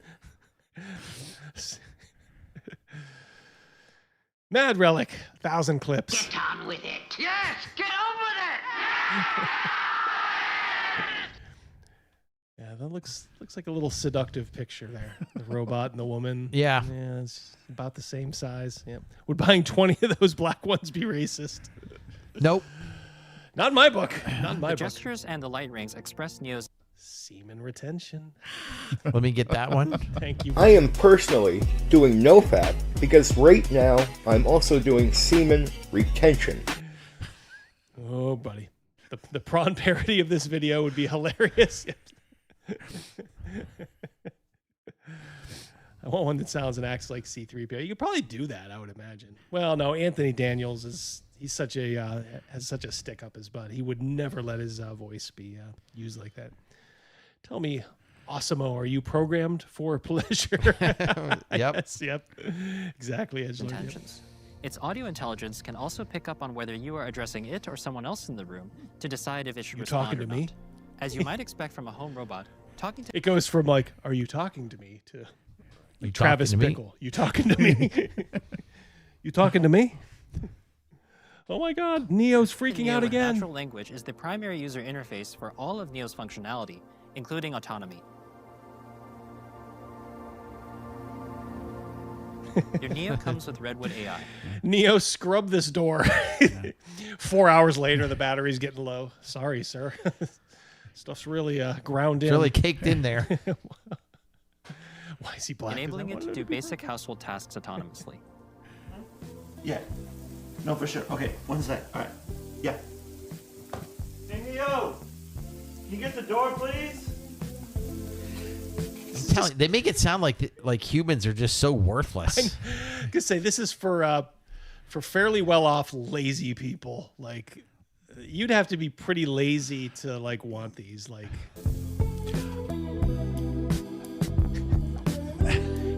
you're kind of just showing off when you send Neo to the door. Like, also, like he took so long to get there, the person just fucking left. I was gonna say that. Clearly, no one's home, Then or you get- clearly he's having sex with Neo. I'm out of here. Yeah. Then you get mad at Neo. Neo, you fucker. You know, put a little pep in your step. Go into turbo He's mode. too busy reading cayenne and jalapeno peppers for Gramps over there. Neo, my See, oxygen- Neo, that girl did leave and then come back. I didn't think anybody was home.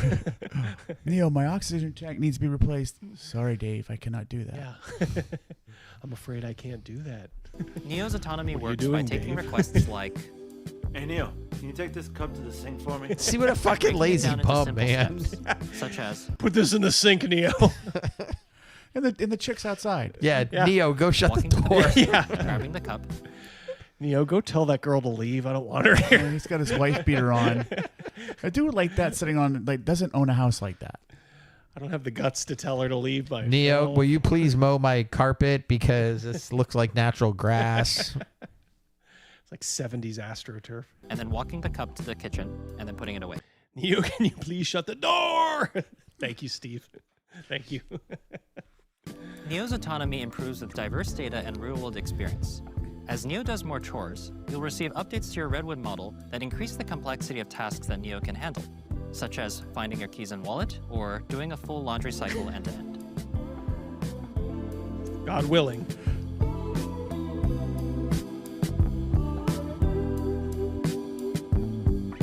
See, I think these tasks take like forever. Like essentially, I just do it myself. Yeah.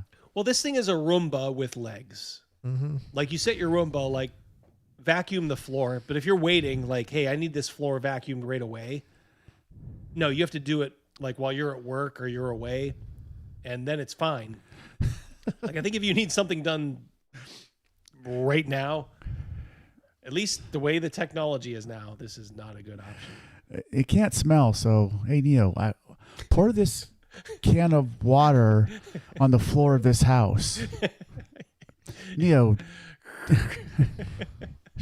walk in the middle of the house and light the lighter. Yeah. The robot did it. Osiris for Ted. The turkeys are hitting the ground like sacks of wet cement. As God is my witness, I thought turkeys could fly. Donation to help raise funds to get a Neo for Condor to help clean up his apartment and at least light his cigarettes. Yeah. There you go, Steven. Click, click. People in my neighborhood would have those robots acting like Chappie within a week. Scott's Mind, $5. Wait a minute. Beer me, Neo. Okay, I'm starting to see a use for this. Yep. Someone wrote that they looked up how much that chair costs, and it's $5,000 for the chair. Oh, just the chair. Oh, these are prohibitively expensive. Eventually, Neo That will guy likes to become lay fully around a lot. autonomous, Yeah, this guy is a capable of lazy help- fuck, man. This chair, $5K. Yeah, I think really right now that's all that would be able to afford helping you this. with anything around the house.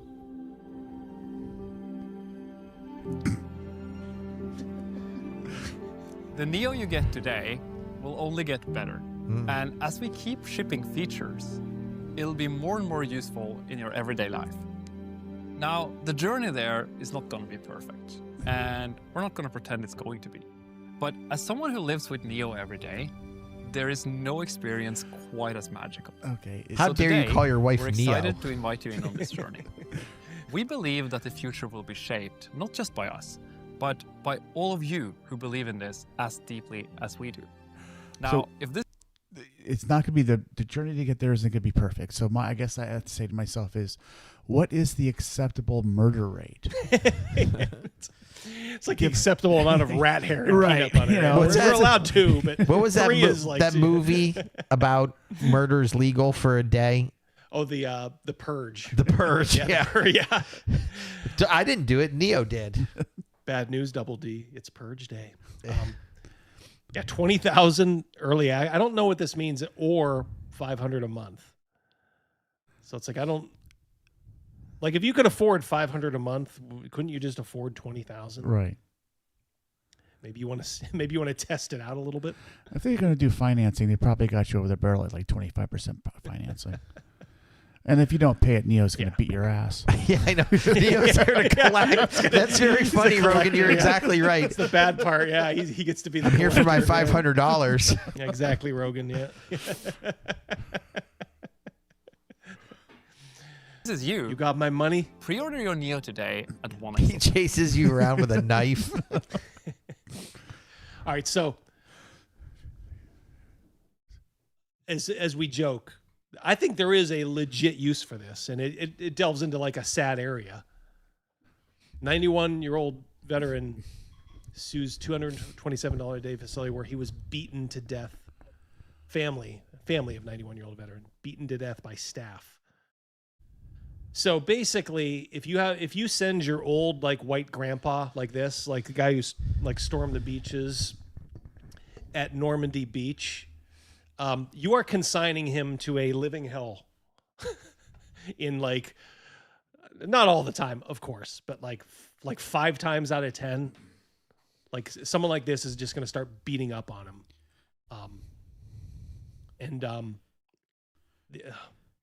Two sisters hid a camera in their grandmother's care. Okay. Guess what happened? All these people beat up grandma.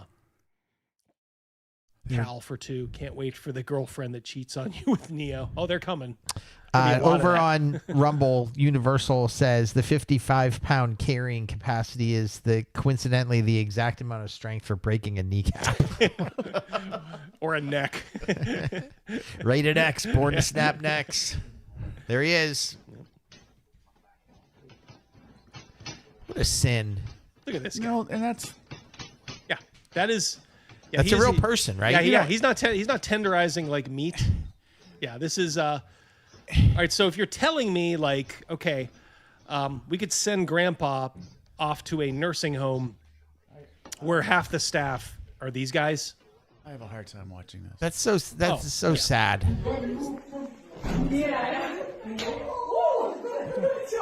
Yeah, these people are out there. These are demons.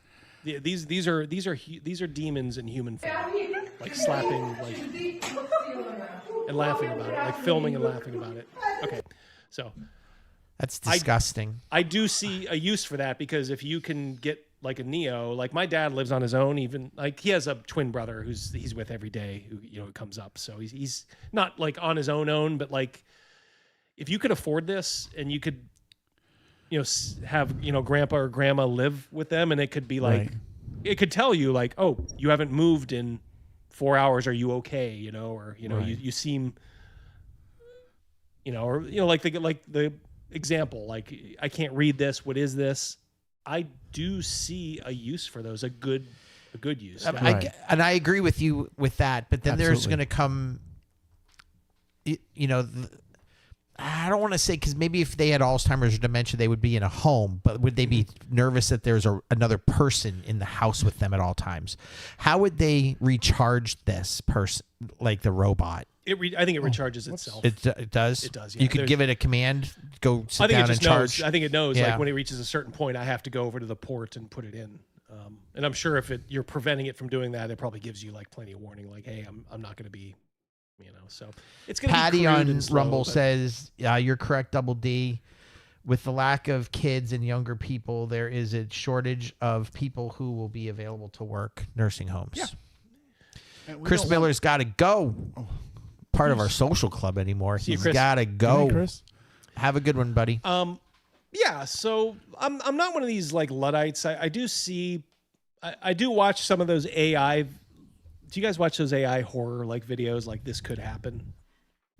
I personally don't. Yeah, I'm not sure if you should or not, because they'll tell you like, okay, if AI is going to take over, this is what could happen. Some of them are fascinating. I think, I don't know. I'm sort of optimistic. I don't know. I don't think it's going to take over the world. I think we just have to kind of learn how to live with this because it's not going to go away. Right.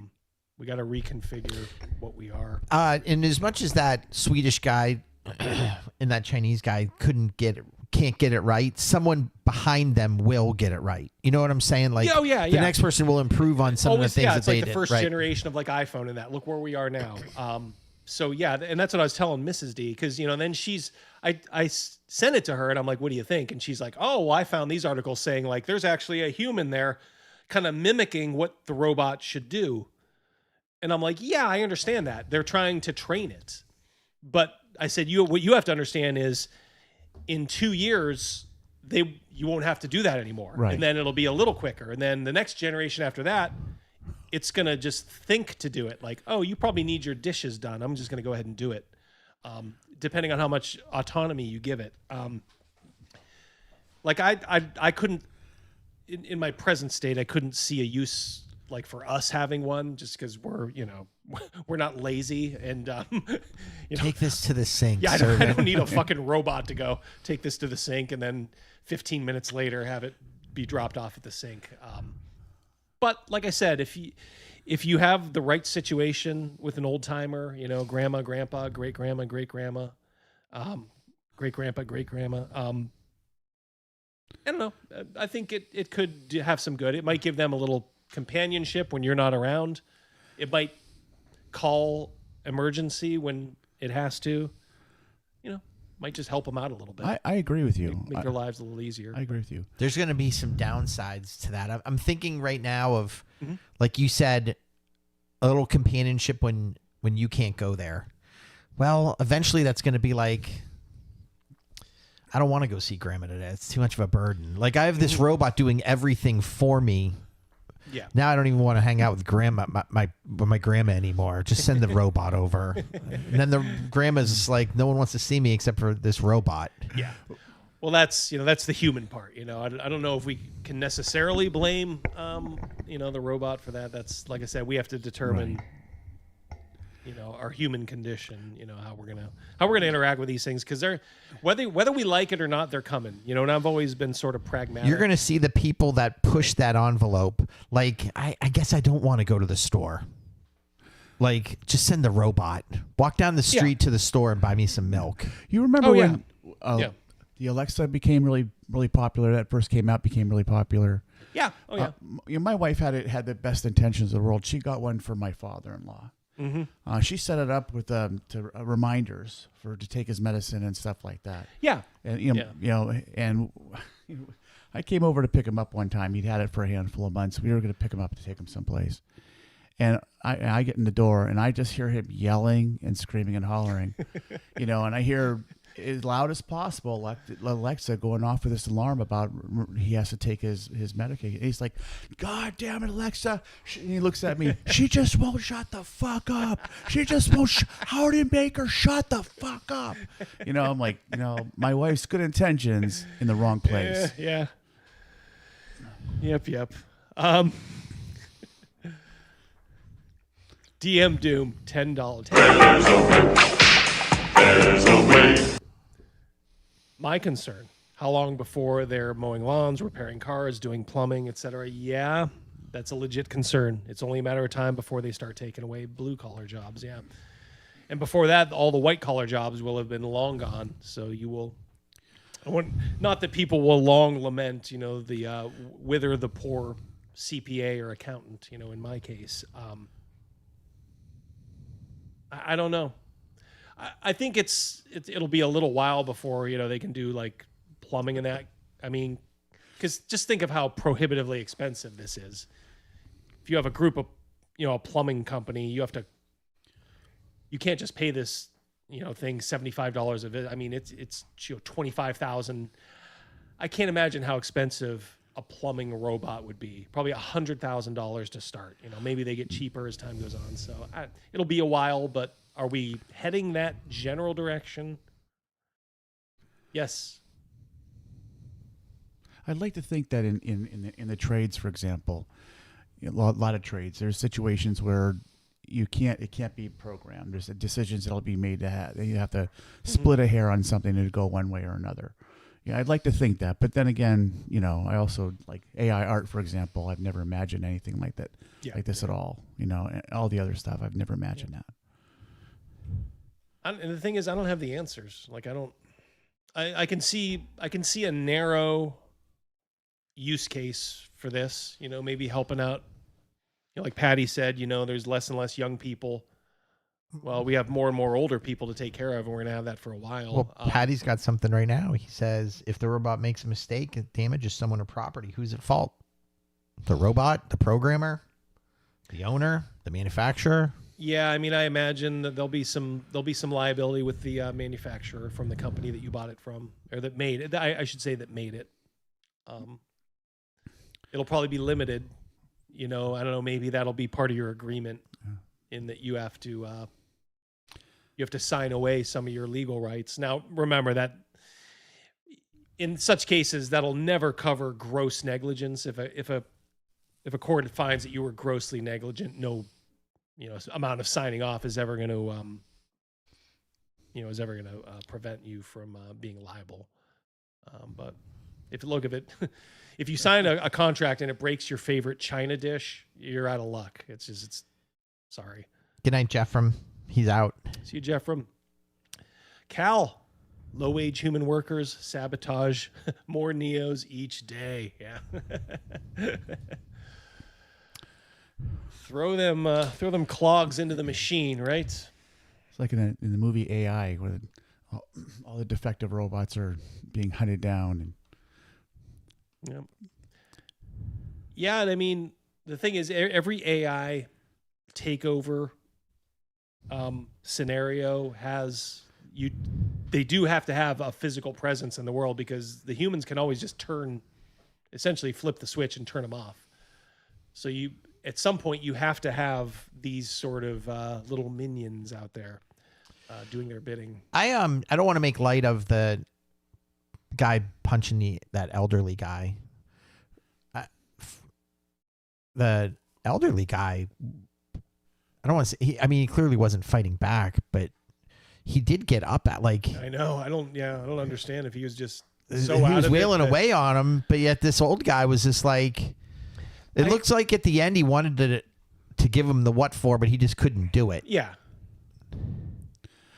I can't imagine how mad I would be. Like if my father was killed by somebody like that, I might go Gary Ploshk and the guy at the airport with the gun, the guy who molested his son is walking by and he's at a payphone and just turns around and caps him. Man, I would be so tempted. I would at least tell them, like, don't ever like count down the days till you get out of jail, because when you do, I'll be there. Like I'm gonna hurt you. Bury him alive. You know, all kinds of stuff. And I couldn't imagine what I would do. And they would deserve it. Like I said, these are demons. When you're it's one thing to you're bad enough to torture an animal, you should be put away. Like if you're torturing an animal, you have deep psychological issues. What does it say that you're torturing a fellow human being for fun and then putting it out on the internet? Right. That shows a certain amount of sociopathy that you rarely see. So literally, if you're taking care of them and getting them out of society, you are doing society a favor. Like there's nothing good you can say about somebody who abuses old people. I know. Like there's nothing. Let's say you went and beat up that black guy that was beating up your grandpa. Mm-hmm. I did do it. I'm admitting my guilt. I want to show you the video of why I did it. Yeah.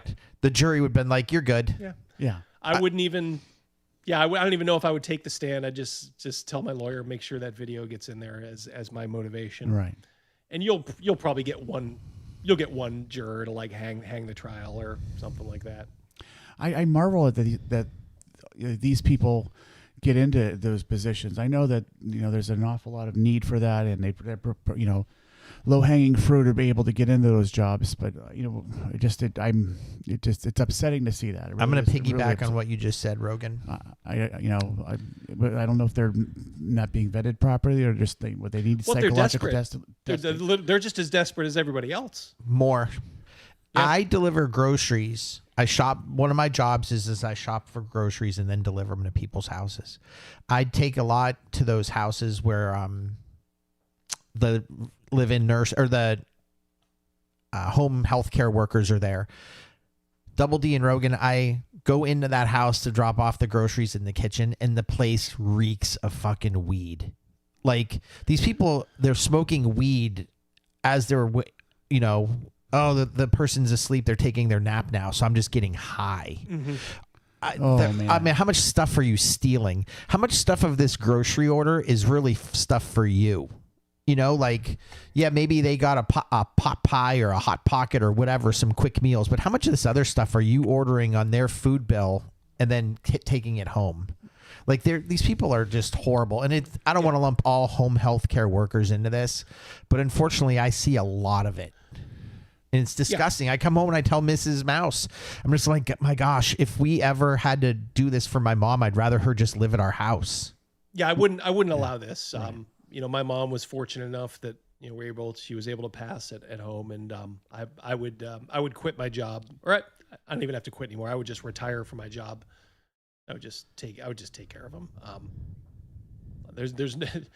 I couldn't do it. I understand maybe there's instances where they do have to go into some sort of a home, but if you're living in the same town, there's just between your family and maybe visiting nurses and maybe just paying somebody to pop in and check, somebody that you trust, you should be able to have it covered. You shouldn't have to resort to just consigning them to get beat up by Shamiqua, or Tyrone, who just who want to take out their generational trauma on grandma or grandpa.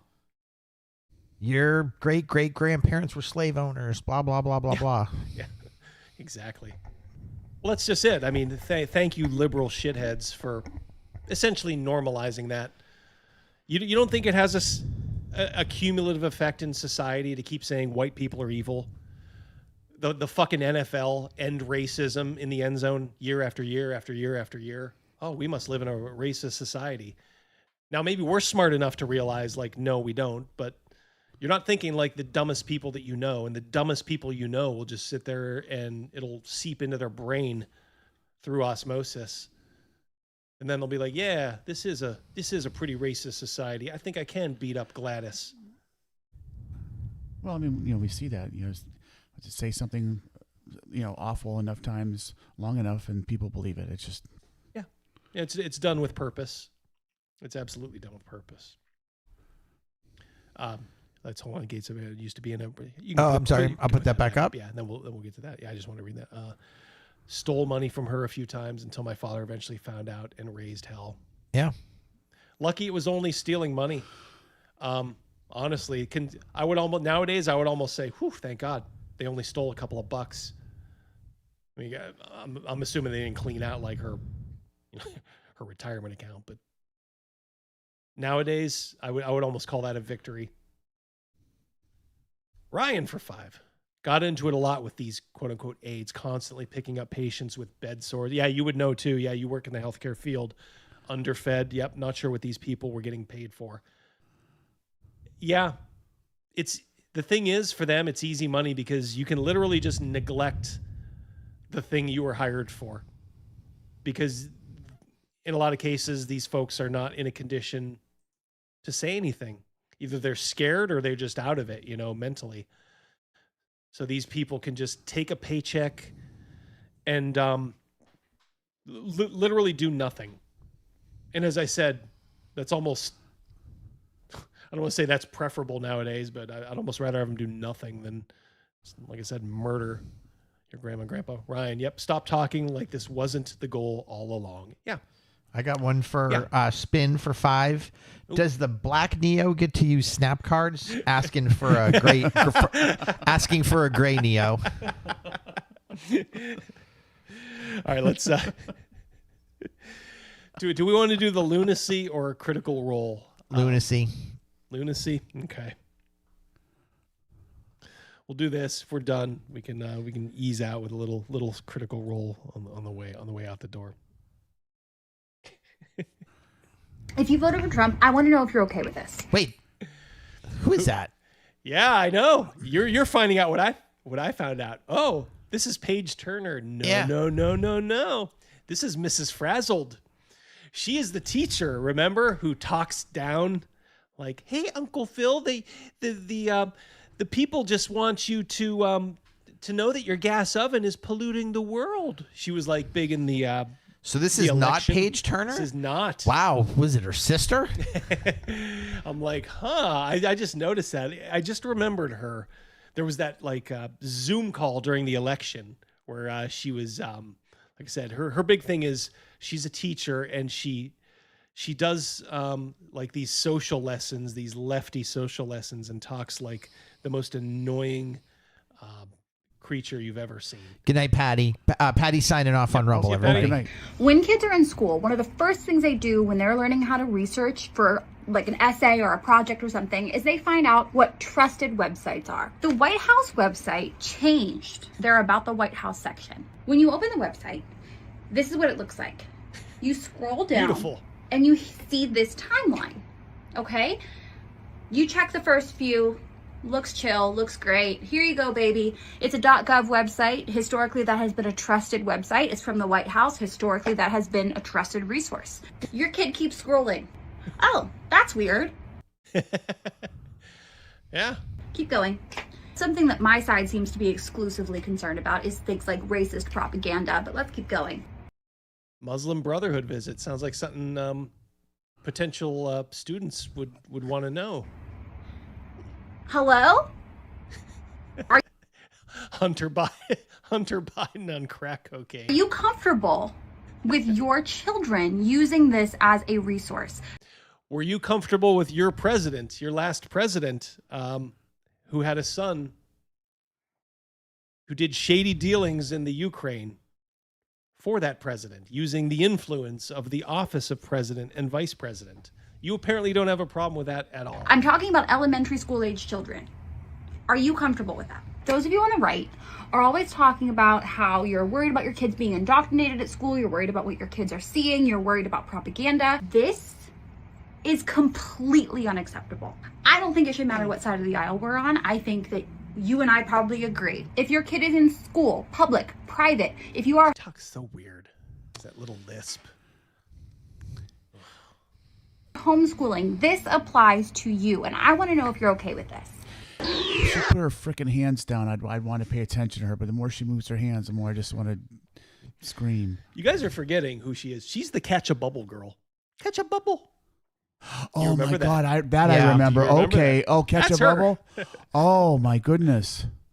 Oh, I hate her even more. Eat soup or blow soup or something. Was that it? Yeah. Blow soup. Blow soup and catch a bubble. So that might be the long lost sister of her. Oh my gosh.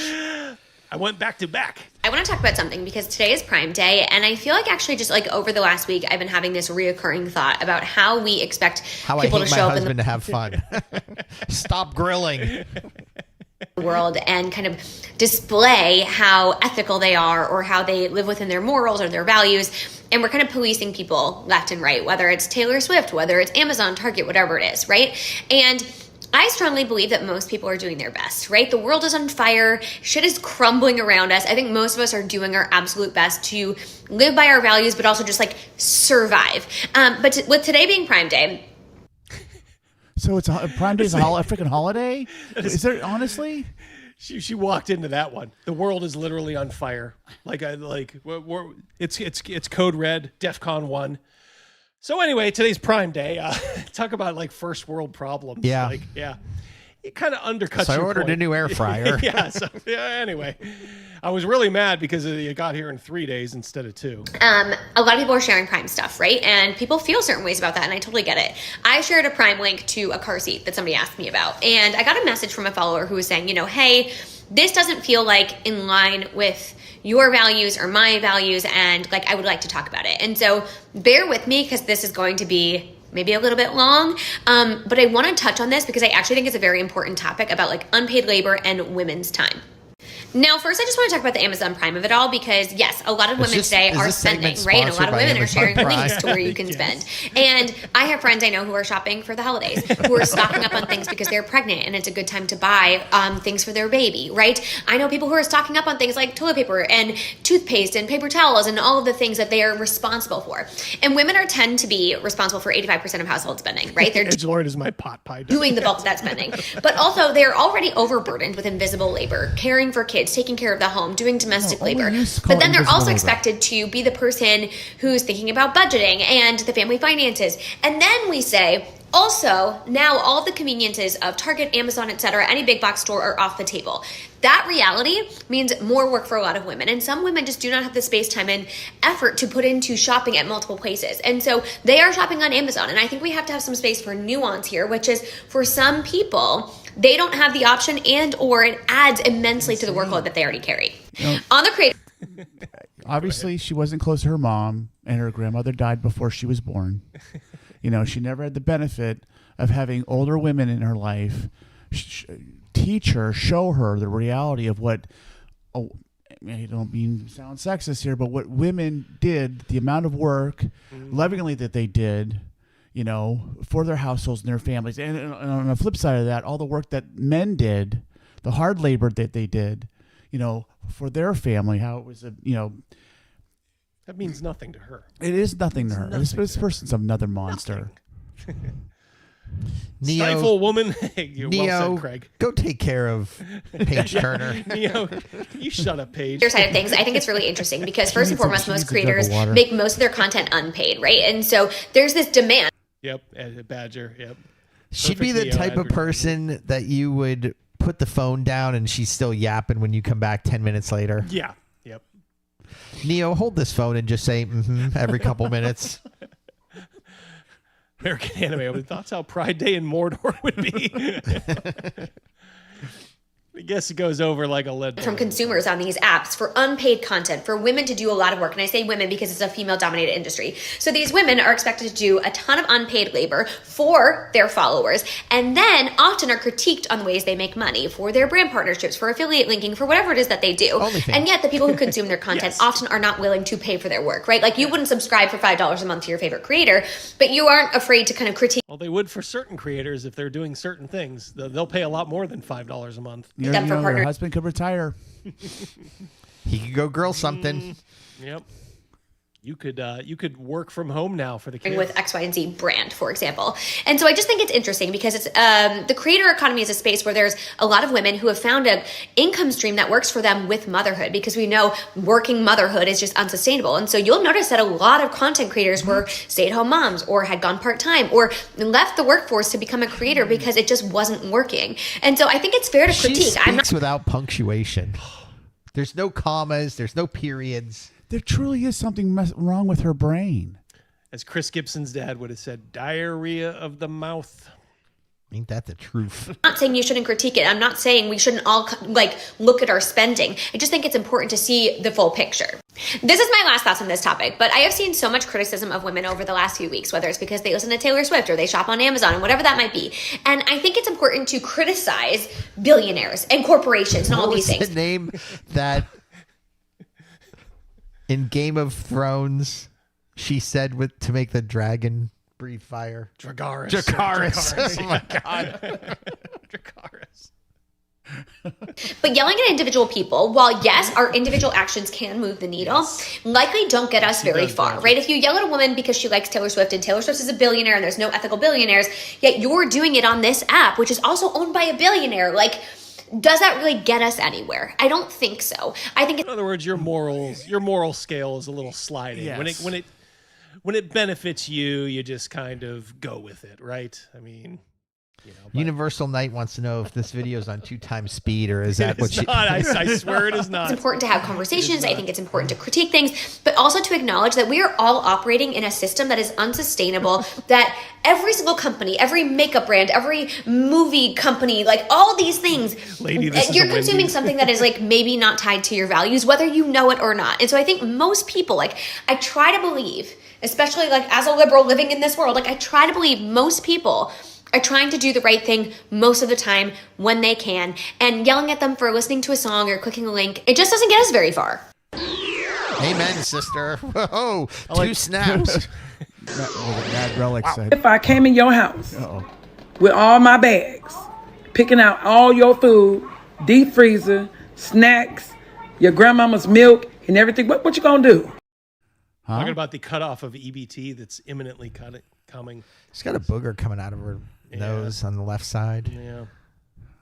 She's saying, what happens if I just come into your house and start taking shit? I'm curious. So that's the mentality. Yep. Well, I know my answer. I put my answer in the video. What you gonna do if I was to walk in your house and go grocery shopping in your shit? Well, we're not just gonna let you walk out of here. Who's we, sucker? Smith and Wesson and me.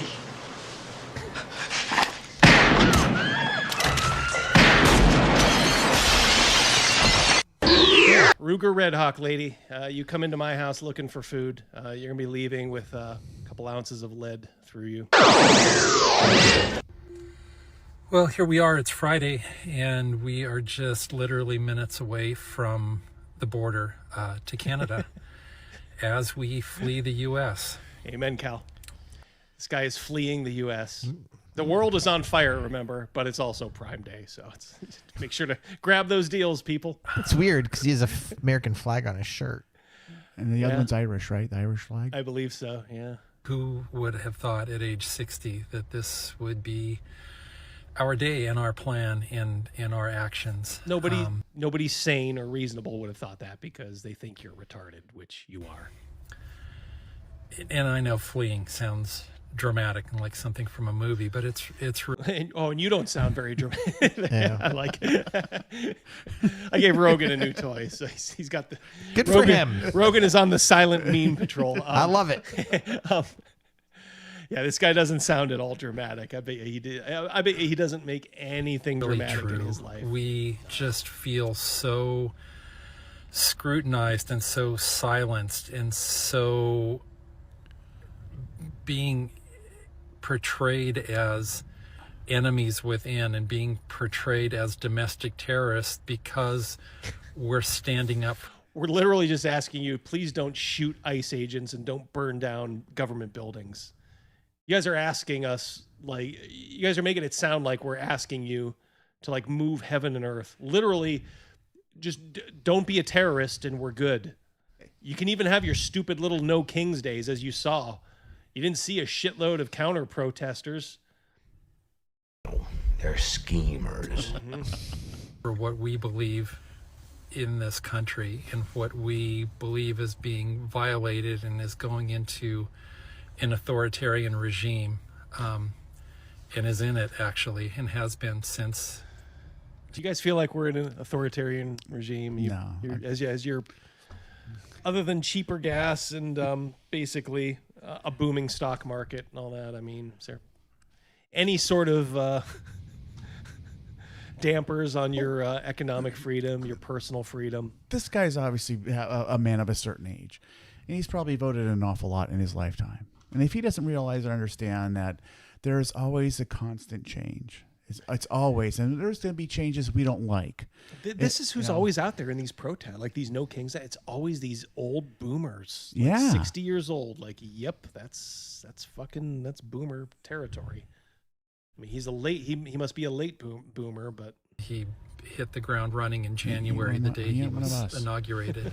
The folks that follow him and voted for him are just being barraged with this indoctrination by this cult of personality to believe through just repeated messaging that Democrats are the enemy within. he says after he went to a protest where there was some guy with a bullhorn saying, "Show me what democracy looks like. This is what democracy looks like," ad nauseum. Yeah, we're the ones in the cult. You have 100 different flags that you're supposed to pay homage to, and not one of them is the American flag that's on your shirt.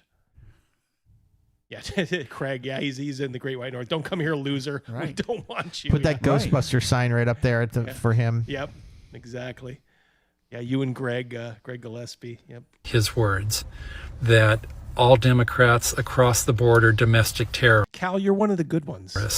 There's always exceptions to the rule. Again, his words. I'm not too far behind you. We're not too far behind you. I think one of my favorite things that I've learned so far as I'm reading the Quran is that technically I'm a Muslim. I don't know why it makes me so happy. Like, technically I'm a Muslim. Proud to be a Muslim. Technically, like... Okay. Let's see how that goes. Lowercase m. Because I believe in God. And I strive to be a good person. Like, how freaking cool is that? I can't wait to throw so many people for a loop. Oh, her bubble she lives in is so small. Muslim. If you were Muslim Dude, and your life is so husband saw that, he'd beat the piss out of you. Beautiful. Funny you We're should all mention in that, this Rogan. together. Uh-oh. Much love. I got you. قضية الضرب دي شبهة خطيرة جدا. نعم. واحدة معانا مولانا. أقول إن الله كرم المرأة بهذه العقوبة عقوبة الضرب. It's an honor in Islam to be beaten. Don't you understand that? كرمها بالضرب. إي والله. مش معقول. كيف؟ قال نبينا صلى الله عليه وعلى آله وسلم. Just don't beat him up in the face. ولا تضرب Don't make her ugly. الله. ولا تقبح. شوف كرمها. إن ضربها لا يضربها على وجهها حتى وهو يضربها لا يسبها ولا يشتمها. Beat her, but leave her face be, and don't curse her, and you're good. So yeah. Very humane. Are we still doing this? Dum. Edgelord for 2 who wants to tell him Canada answers to a king. Yes. Yes, he probably doesn't. Oh wow. Yeah. Ooh, I didn't. Probably doesn't realize that. Why is every single man that I'm attracted to a Republican? Well, lady, you just answered your own question. Yeah. Yep. Well, yeah, exactly. Yeah, there's no other way to put it. The proof is in the pudding, or in the eyeballs. The lack of testosterone. John Peterson's probably available. Going back to the beginning of the show, Ben Riggs. If you want to see Kermit the Bumblebee. Kermit the Bumblebee. I'm gonna need y'all to be careful with how y'all celebrate Halloween, because careful. Pumpkins really indicate how they took the slaves' heads and skulls and put lights inside of them. Oh, Just like you're so wrong. It was originally turnips. Yeah. It wasn't the heads of slaves. how they'll do a jack-o'-lantern. So be careful how you celebrate these devilish white man holidays. Okay. Halloween is Devil's Day. I'm telling y'all. Are you starting to see now why these people feel emboldened to beat up grandma and grandpa when they are getting paid? Because there's no repercussions. 15. Well, it's just look.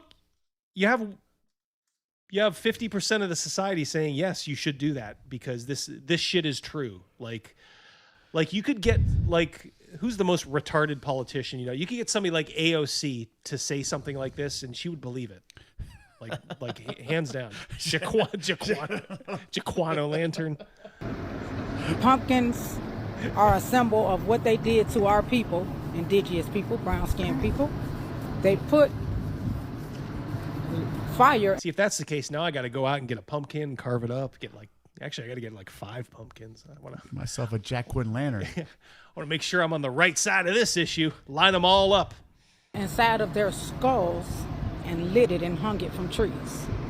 So do your research before you think a pumpkin means Halloween. You didn't even pass Only thing high I school. like up out of the pumpkin, and I ain't gonna tell no story. The only thing I like out of the pumpkin is the seeds to bake them myself. They better than the seeds you buy in the store because they very salty. With these seeds, you can just, you control your salt. But other than that, this ain't nothing but the devil's work. She a culinary Don't do it. Okay, Martha Stewart. Snake oil's carving pumpkins as we speak. Snake oil, my man. I'm not resisting. What are you doing? You're under arrest for making No, I never said a threat. I never said anything. I never said anything. So you got her, man. Hey. What are you doing? I want you to let me go. Let's go. You can record. Let's back up. Thank you. I will. They act so surprised. I guarantee you these guys said, get out of here or we're going to arrest you. It's like every one of these videos we watch, they keep poking because they think these guys are open to just being fucked with. No, I'm not gonna. And then they say, okay, you're going to jail. You let me go. What are you doing? Oh my God. Watch her roll around too. Man, she's a slippery little. You know what? Since they want to take food stamps away, I'm going to fucking Walmart. I'm going to rack up any damn thing I want, throw that shit right in the basket. I'm coming right about that bitch. Move, get the fuck out of my way. I'm not paying for a damn thing. So it's like Tuesday. Yes. Like a Tuesday for you, brother. Yeah. Y'all got me fucked up. I ain't getting a food stamp on EBT. Oh, watch this. Watch this. I'm about to, it's about to be some bullshit. It about to be some shit. I'm about to go in that bitch masked up, you hear me? Masked up, racking every damn thing up off the damn shelf, throwing that shit in a basket, walking clean about there. Well, I got me fucked up, boy. It's about to be Thanksgiving, you hear me? And Christmas coming up, and y'all gonna take away nigga EBT? Oh, nah, y'all got the game really fucked up. Get a job, Tiger. Y'all got How much you want to bet he drives an Escalade? Yeah. Yeah, spinning rims. Fucked all the way up, son. Believe it. Those stats Watch were this. a little shocking to me. 40 million people. That's like 10% of the country is on EBT. Are you kidding me? Let me just be the first one to say, I don't buy it. I don't think these people need it. When was the last time you went in the street and you saw somebody who was looked like they walked out of Auschwitz, walking around that wasn't like a meth addict. Right. Everybody's overweight nowadays. Everybody's like at least 20 pounds overweight. And it's like, you're getting enough food. It's like, sorry, not on my dime anymore. If I had my way. Y'all think I'm playing? Watch this, you hear me? Watch this. Watch what I do. Watch what I do. Yeah, watch what he do. He certainly ain't going to get a JOB. Mm-hmm. Yeah, heaven forbid you actually earn that food money. What I do? I'm going to go in that Walmart with a basket. I'm going to rack off. We've decided long ago to pay these people off. I apologize for my ignorance, but I don't know how much money you earn on a EBT card. I don't know what that's worth. Is it? It's a monthly stipend you get on this card. I do believe, yeah. And it's, I imagine a couple $100. I would think at least, yeah. It sounds like he wants to take more than a couple $100. And you know what they do? And this is like common thing. They do end up somehow laundering, bartering and laundering that money so they can get the women get their nails done and shit. I think that's why they got rid of the actual coupons because people were selling because them. it was so easy. But I think they figured out ways around it. Yeah, up to $950 a month per household. Okay, it's $1,000 a month. Overkill says up to $4,300 a month. Is that? It all depends. I think it depends on the size of the household. $4,300 a month. mean, I guess if you got like 8 kids or something. But $1,000 a week? Holy shit. Is that accurate overkill? Wow. 9 kids. 9 kids, yeah. Well, and it's Well, not they're like having their job is having babies because that's all a tax Yeah. write-off. You know what I'm saying? Like that's their but income. we're subsidizing it, and it's like, no, Yeah. you shouldn't. It's like, sorry. All kind of shit. I'm gonna throw this shit on the bed and I'm gonna walk right about that bitch. Put this in the car. Phew, I'm out of there. I'm out of there. Gone. I'm out of there. Okay. I just pulled up in front of this grocery store, and I just really want to know, when are y'all going to go and snap? If they can take away these snap benefits, when is we snapping? When is the day? When are we snapping? When we snapping? You steal from there all the time. Yeah, That's why they have to close. It's like, stop That's why- pretending you're just now going to start stealing. That's why the laundry detergent's under lock and key at Yeah. some Walmarts. Yeah. You want to get razors? You got to find an associate. $5, Craig. The top 5 demos that get snap are Afghans, Somalis, and 3 others I can't remember. Not whites, Hispanics, or black Americans. Oh, shocking. If you went by the TikTok videos, Craig, you would think it's like black Americans number 1, 2, 3, and then. Because don't have me those going others. in the grocery store and y'all loading up your carts with groceries, running out, and I'm at the register. I'm running too. Right. Y'all doing it November, December? When is the day? Because I want to be in on it.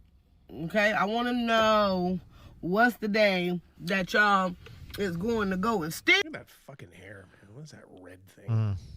It's like an asteroid impact.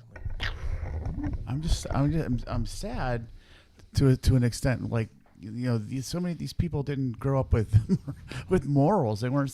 They weren't. You know, they had. They weren't. You know, didn't grow up with having a sense of personal pride. You know, civic responsibility. I would feel so ashamed to be taking money from the government, which is just taking money from everybody else. Right. Like if you're in a jam, I can see going to a friend, going to your family. That's different. It's a temporary situation, but just a lifestyle of just, yeah, you be feeding me. Yeah, you be feeding me. Me and my kids. It's people are stealing what I was gonna say. You know how when you're doing laundry and you wash that white shirt with the red sock? Yeah. She washed her weave with a tie-dye shirt, or she left a box of crayons or the markers in the kid's backpack. Yeah, D&D, Dad and say it's like a deconstructed rainbow. It's like all over her head. Looks like Because I want to get some too. This is the side of TikTok that wants to know when we are about to make a date to get our stuff. If you're a working lady, I hope that your boss sees that. Your boss has to judge her. She ain't driving a hoopty. That looked like a nice car from the interior. Mm-hmm. That's what's pissing so many people off. Wait, we have 40 million Americans. Do they really need this? Or is this just... Does this just allow them to get their fucking nails done every is like 2 weeks the and purge. their hair done? This is the purge, except just for money. Yeah. Yep. Yeah, it is. And they'll treat it like that. Maybe not on a huge scale, but there'll be some in some of these bigger cities that are lefty run, which to me is great because then the stores will get the fuck out, the remaining ones, and then we'll hear a bunch of TikToks about, man, ain't no stores around here. When are we gonna get some stores? You know, my kid's going hungry. I gotta drive out 5 miles. Yeah, they closed my Walmart. And the Walmart I gotta go to, they got guards there, and they looking at me like funny, like they don't want me there. Well, gee, I wonder why. $5 DB. For now, until this is resolved, shopping in public is not your woman's job. You do it and go strapped. Yeah, there's a case for that. Absolutely. Ladies can order online, but you go to the store. Yeah. Yep. Like I would, if you had to go to the Ghetto Mart around here, which is our Walmart, which is in a kind of dicey location, I wouldn't even let my woman do it. Mrs. D. Antonio for 5. EBT fraud. Go to the store. Buy stuff, store keeps stuff, gives you 75% of the cash, store keeps the stuff and resales it Oh, it gets paid again. Okay, yeah, that's a good way to launder it. Yeah. Diabolical. I mean, it would almost be admirable if it wasn't our fucking money. Spin's got one on Rumble, but it just hasn't come through yet. Okay. I mean, it says $5, but like, there's no words yet. Yep. Oh. Got it. 40 million turkeys live to survive another year. Foreigners that run corner stores and all of this other shit y'all got out here, from chicken spots to corner stores, restaurants, and all of that. Let me tell y'all motherfuckers something. We the reason we could keep you there or we could get rid of you. You pick a side. Stop trying to come around and stop trying to treat motherfuckers the way y'all want to treat them. And we the motherfuckers that got y'all store popping. It ain't like y'all sell nothing good inside the stores for us. Y'all don't got nothing that can help us with a nutritious value that's inside y'all corner stores. So stop thinking that y'all got us tamed as people. We are never tamed. We know how to respect, because when we disrespect, we get real disrespectful. We've noticed. There are no mirrors. We've noticed. There are no mirrors in her world at all. No. Why aren't there any grocery stores in the inner city? Why is it all convenience stores? Well, they're sick of getting pilfered. So be happy that us, your landlord, is letting you rock on our block. Because I'm telling you, if shit get too spooky out here, we gonna eat. My people gonna eat. We gonna eat. So y'all gonna have to close them gates down, because it's our way when we say so. Amen. Wow. I apologize. I'm hitting the brothers and sisters And pretty hard she tonight. is single, guys. Guys out there, she's Yeah, single. hey. She's all yours. It's a package deal. Buy Just for her feed kids. her. Make sure it's like gremlins. You got to feed them. They get very cranky. Edgelord, $2. Fifth $2 chat. Uh-oh. Where's Somebody's got to go back and get a shitload of dimes. Of course. Of course. Question for the people that keep coming into contact with ICE. Why are y'all not knocking their fucking heads off? So this is what happens when one side keeps going with this narrative that ICE is evil, ICE is evil, ICE is evil. They got masks. They're not just law enforcement officers doing what they're supposed to do, what Obama had them do, what every president before had them do. This is what you get. You get calls for this shit. You get them being shot at like they I'm are. tired of people like getting And it's not these bubble-headed, dime brain idiots. It's the people at the top of the Democratic Party who just use this as a talking point. Oh shit, yeah, we can win an election. Won't we get like loyal Americans killed, like officers just doing their job? Oh yeah, who gives a fuck about them? If you're a Democrat still, I don't know what to tell you. You're brain dead. Pushed and then they getting up and then just backing off. No! This is you. This is your people. Fuck them! Fuck the law! Knock these motherfuckers' heads off because... And this is a guy, he's not an immigrant, obviously. But they got him so ginned up. 9 times out of 10, they have no training. No military training. No ICE training. They can't fight for themselves. Good place for your press X to doubt their Rogan, because So why the I think fuck they are y'all letting a them little put their hands on you? Yeah. The second video shows them all geared up like Captain America going out and doing this, right? Yeah, well, of course, yeah. Obviously. God. I didn't realize it till I was about 3/4 of the way through. I'm like, man, I'm hitting the brothers and sisters hard tonight. I promise it's not. I know there's great brothers and great sisters out there. I'm not doing anything. There it is. I'm not doing anything. I'm not doing anything. I'm not doing anything. You're not complying, that's for certain. But I'm just saying, why is this a weekly occurrence? Like, why are these videos a weekly occurrence? And it's always the same folks. How am I resisting? You have me in handcuffs. How am I resisting? Just leave. Yeah, they had to stop you from resistance to get those handcuffs on there, sugar booger. I'm not resistant. I'm not resistant. I love the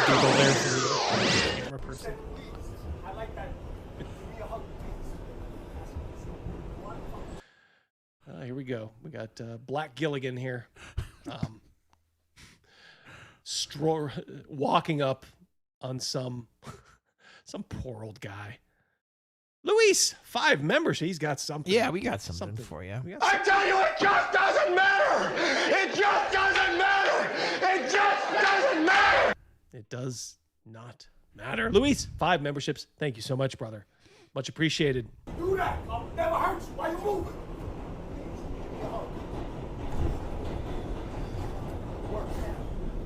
Come and see me when you're ready. You got the balls. You got an appointment, right? So what do you reckon the white guy did to deserve this? Look at him the wrong way, or nobody's anymore? Who knows? The thing is too, I can almost tell. I don't know. Just I have a suspicion the white guy, he probably voted for all this stuff. And if he votes for it after this, then he deserves. Next time it happens, he deserves it. What's that? Oh, you gonna do something? All right, Ryan. Have a good night. Have a good one, Ryan. See you, Ryan. Hey, youngsters, say it to him. It's not a window big enough to throw that guy out right now. And you was touching me going, please, please, like I'm wrong to you. You wrong to me. Give me a hug. I'm a great man.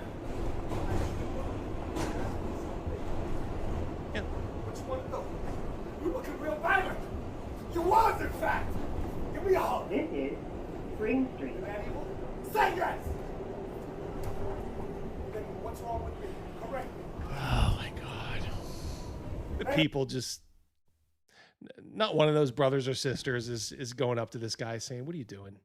They don't care.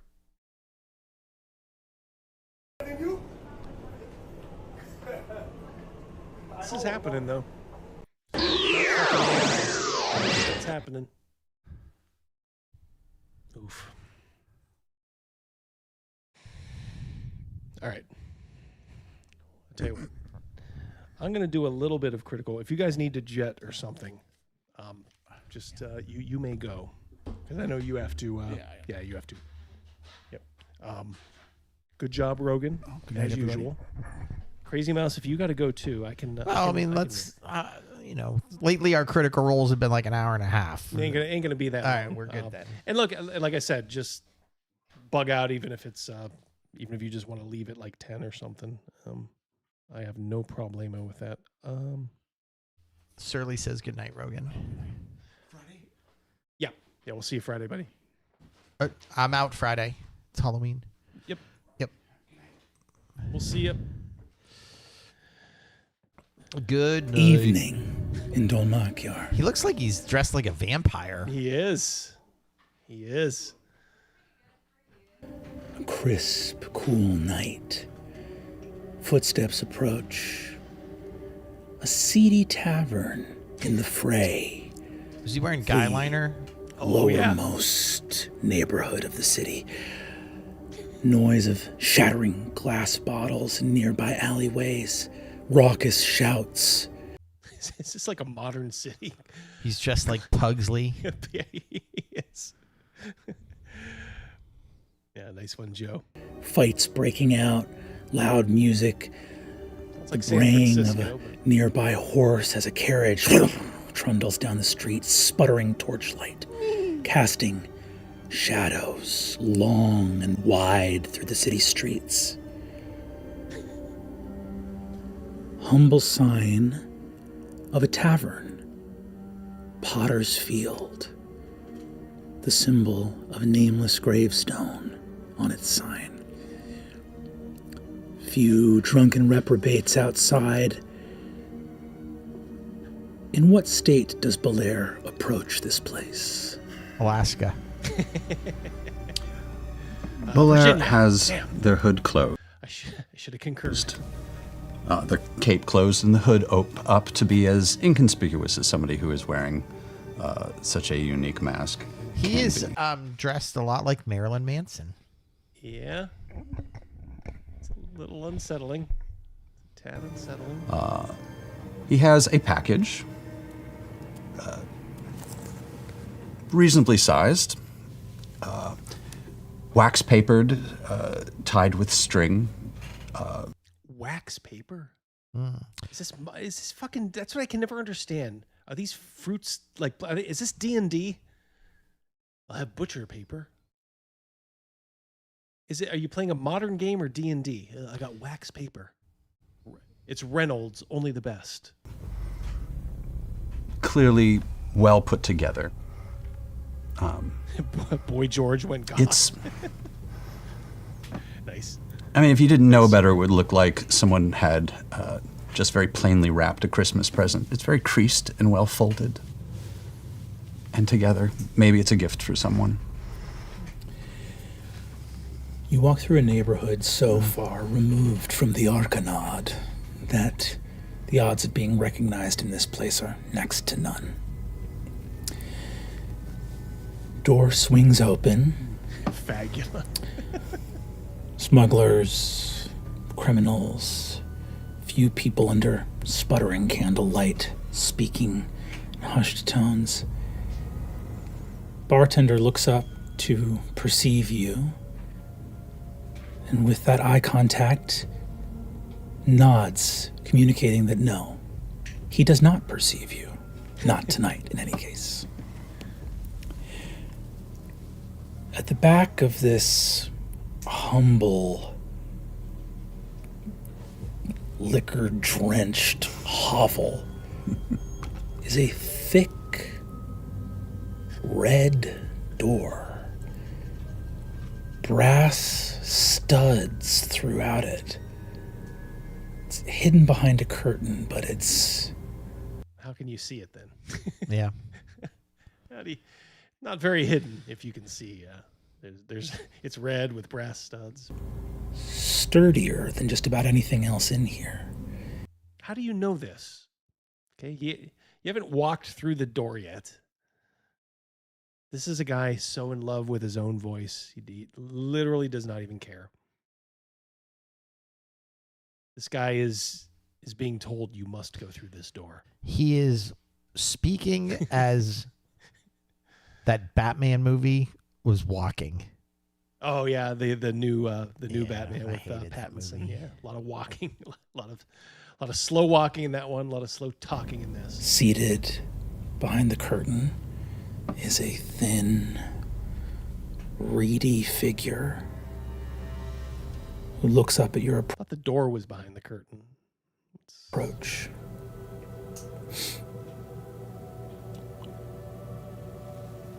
No evil. Pushes his hand into the leather covering of the door. Something heavy, like stone, grates in a hidden hinge. The wall swings open, and for a minute, overpowering the stench of rot and ale on the floor, powerful incense, something heady, otherworldly, as you step into the shadows. He is such a fraud, man. Just literally, you can just practice monologues. Hey, no one of consequence. I said the exact same thing. You enter a hidden I wish that place of leisure. You could meld their Critical Role and Paige Turner, so we could slow her down and speed them up. Yeah. We need to find out what Paige is taking and give these guys half. Half of that. Sure. Like 10 million. Behind Potter's Field. 10 MGs. Yeah. You look in and see the proprietor, Devlin, look up to you. Don't tell, it's a role-playing secret. Rows and rows of bottles, crystal glassware overhead. The fixtures here, brass, velvet, of a higher caliber than that which resides in the exterior. Devlin, a brimmed hat pitched forward to cover the very top of his forehead, looks up at you. His eyes always reflect a few more candles, a few more lanterns than are ever present in this actual physical space. This is so stupid. How would you know that? Are you like this far away from the dude's eyes? Wait a minute, bro. Something funky with your eyes. He looks up and goes, Master? I see one extra candle. That's totally whack. Pleasure to see you. Can I pour you a drink, or are you only here for a spell? Oh. It's been an odd week. I think a tad of something interesting would do very well. It's getting strange out there. If it keeps up, might eventually get as strange as it is in here. He pours something thick and viscous. Delightful aroma. Must be something sweet, like a sherry. Puts it in front of you. He looks over to a corner. I don't think so. You see a Not much. woman wearing... Like nothing of substance. Like I said, this is just the RPG version of the old Dragonslayer video game. Like it's all pre-programmed. You can pretend like you move the joystick left or right that it's doing something, but more or less, you're just going to listen to this guy tell you. Thick purple robes, a long cloak. She Cowls hanging on every word. wears sort of formless, shapeless attire, but her face is angular and beautiful. She sits, small velvet benches, an ornate lantern made of shattered, almost mosaic-like glass, stained in different colors, illuminates her face.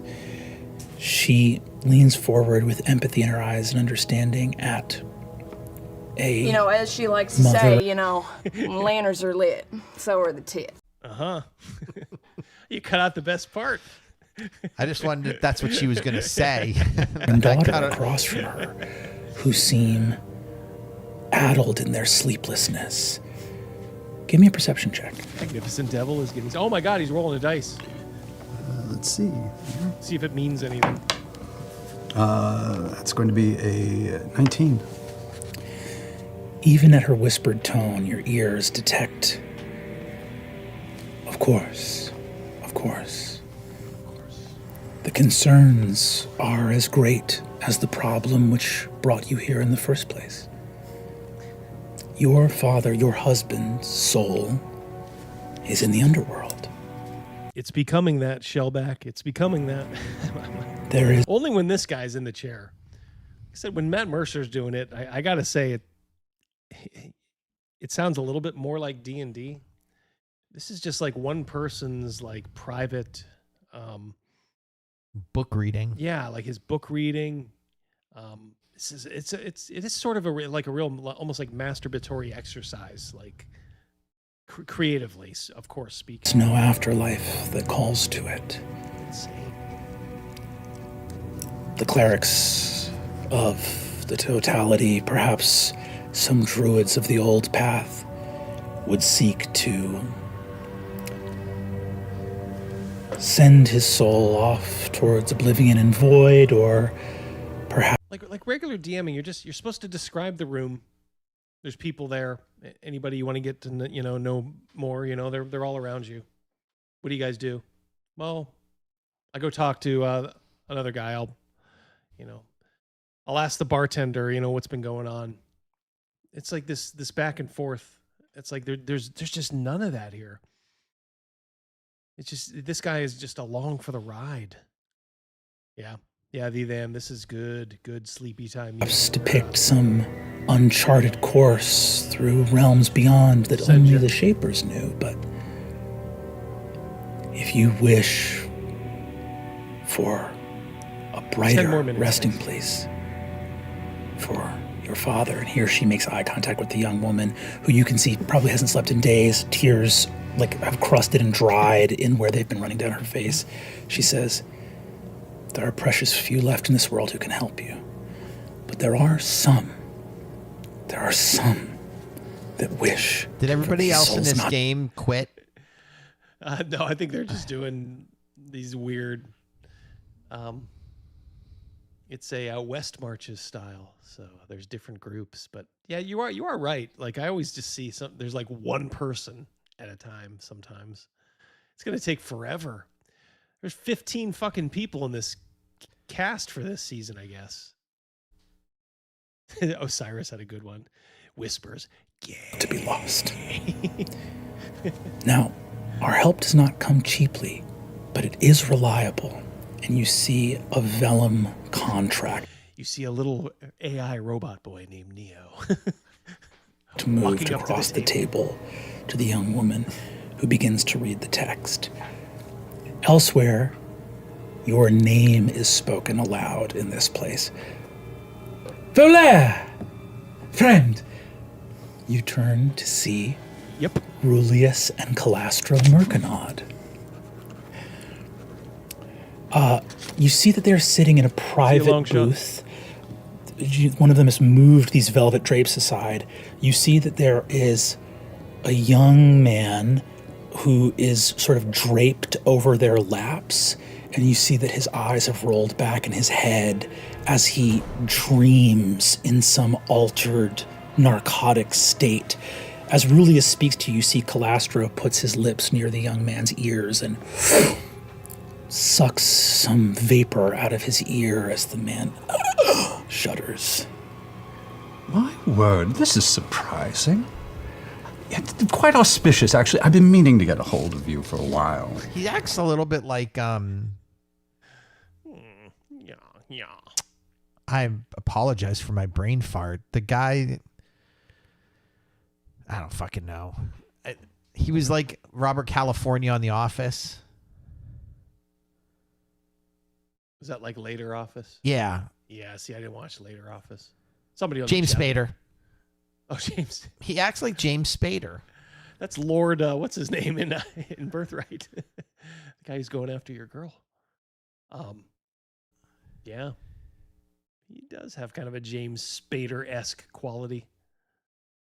How is B-grade Barnabas Collins. business? Business is booming as ever. We have some very important clients these days. Would you care to join us? I think I'm waiting for some different company for the evening, but I can take a moment. It's interesting. Are you still doing the day? The day South marches down to the abyss, straight to the job, dive. the day work, whatever you want to call it. Of course. We must keep up appearances. I have to ask because it has been ages, and there's a gala coming up, and of course there's the new theater, which will eventually be opening, and I'm going to need a new suit, and honestly, what you wear is phenomenal. I always love what you're wearing, and I would love, I don't know, I think I would just look lovely in it. I'd be delighted to make you a suit, Bolaire. A They just blow hand kisses at each lands other. on your shoulder. Their eyes lingered a little too long on each other. Yeah. That was pretty damn gay. And a voice speaks and says, I'll have a room in the back ready for you. You look up and see Albris Drime, Best of luck, a Edgelord. man of Eat a illicit steak, too. goods that you've been talking to for some time.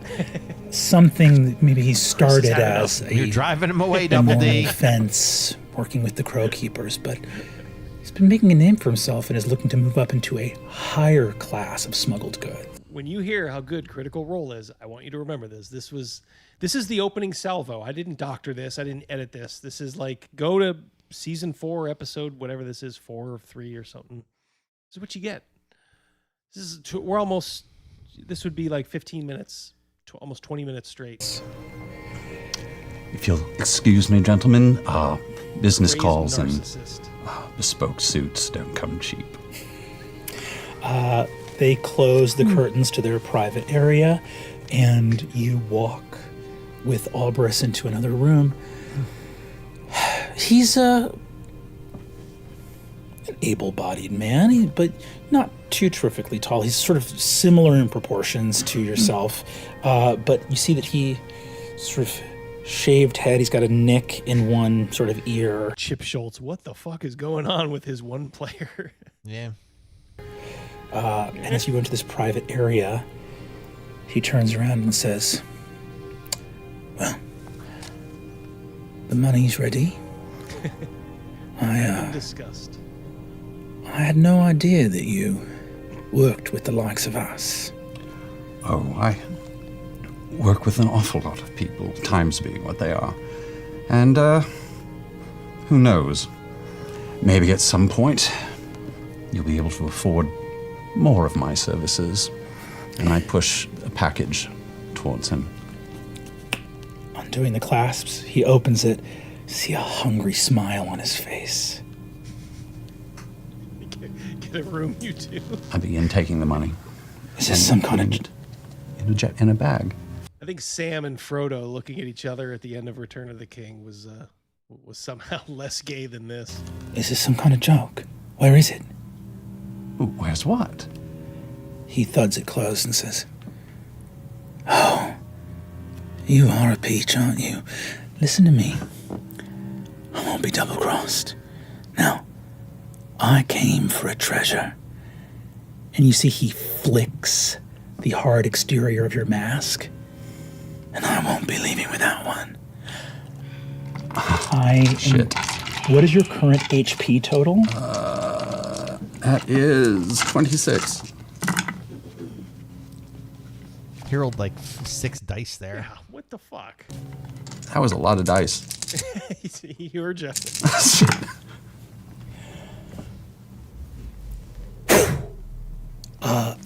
He breathes in your face and you fall immediately asleep. Why did you need to roll? Like, is there any damage? Yeah, it's okay. Your unconscious form hits the ground. Shit. It's just a case of like, I needed this guy to be unconscious. I'll just roll a bunch of dice. Otherwise, why wouldn't you have the player make a save? Ooh, he got you. You better make this save, or guess what? You're going nighty-night. Wasn't concerned about that because he needed this guy to go nighty-night. Welcome to the Critical Railroad. Yeah, thank you, Mad Relic. Exactly. Like now you're just asleep, huh? Because you rolled a shitload of dice. That's damage dice you're supposedly rolling. What other need would you have to roll like whatever it was, 5 die 6 or whatever? It was enough that this, the player that was this Taliesin Jaffe, noticed. Wow. That's enough of that. I meant to do this earlier. I got to give a plug for this. We talked about how shitty the D&D historians are. Guys, I've said it before. Griff is a friend of the show. Good guy. He made the definitive early role-playing documentary. It's fascinating. You can find it on Vimeo and Amazon, Secrets of Blackmore. Here's a 1-minute trailer. I just killed Ernest. And the consequences are that Jim Clark ran his sword right through Anderson's heart and killed him dead or in a doornail. Doubt leads to fear, and fear, if properly manipulated, leads to terror. Role-playing games first began in 1971. Don't ask me why I know that, because I'm the one who did it. Thank you very much. I don't think it was his plan as a kid to become some entrepreneurial game designer. Just kind of evolved is the best word I can think of. You got a castle in the middle, there's tunnels. What do you want to do? And that magical, what do you want to do? That's a turning point in my mind. What do you want to do? It was so much make-believe. That was the best part. A zero-sum game, you win or you lose. A non-zero-sum game, more than one person can win. When the Balrog scattered the party. You didn't do any of these things. It was all in my head. We had guys that volunteered to hold the door. He was describing it, and he was incredible. We had one dragon. Well, I was just the first dwarf. Because I was just the wandering elf. The Wizard of the Wood.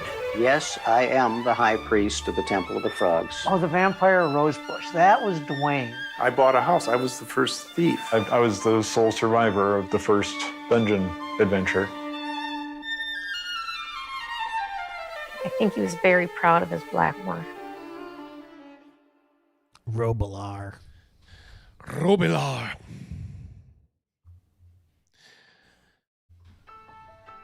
Secrets of Blackmore, guys. If I'd have thought, maybe after the fact I'll put a link in, but you can find it. It's on Amazon. I think he'd prefer you to go to Vimeo. They get a bit deeper cut of that. But yeah, if you want the actual history of D&D, not the history as interpreted by a bunch of guys who couldn't fight their way out of a paper bag, watch that. That'll give you the actual history of D&D, Secrets of Blackmore. If you have not seen it yet and you're in this chat, I don't know what you're waiting for. I've been talking about this movie forever. Mrs. D watched it. She thought it was fascinating. And it was just about a bunch of old guys like talking about initially wargaming and then just kind of slowly turned into something different and new, role-playing. No one of consequence. $10. Another one. Another one. Another one. Yes, indeed, another. I haven't tithed in a while. You don't consider it tithing. We love you anyway. Yeah. Thank you very much, brother. Yeah. We appreciate anything you guys want to give. Yeah. We appreciate your time. Yeah, that's what we mostly appreciate.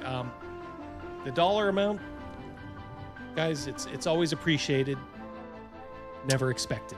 I will remind Double D about updating his software chat or whatever. Yeah, we'll stuff. do that. In fact, I'll do that right after this. Yeah, I'm not sure what was going on with it tonight. Sometimes it's a little buggy. We managed, I think. I mean, the Rumble chat, I mean, there's 29 of them on there right now. Yeah. 29 people. I tried to keep up with it. Thank you guys who did Super Chat and Rumble, like Jeffrem and Spin and all that. Much appreciated, guys. We'll hope it gets worked out next week. I do think it's a software issue because I did what I normally do every week when it's normally okay. And it just wasn't working. So to me, it's just like a software issue.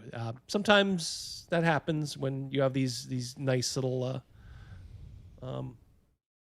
programs that one-man bands do, and that's the case here. So give a little grace to him. Patrick, yes, it is on Amazon. Yeah, and honestly, that's how I got it, just because it was easy. Like I said, if you need it to get it on Amazon, that's fine. If it's neither here nor there and you don't care, I would say I think track it down maybe on Vimeo. But my God, watch Secrets of Blackmore. It is fantastic.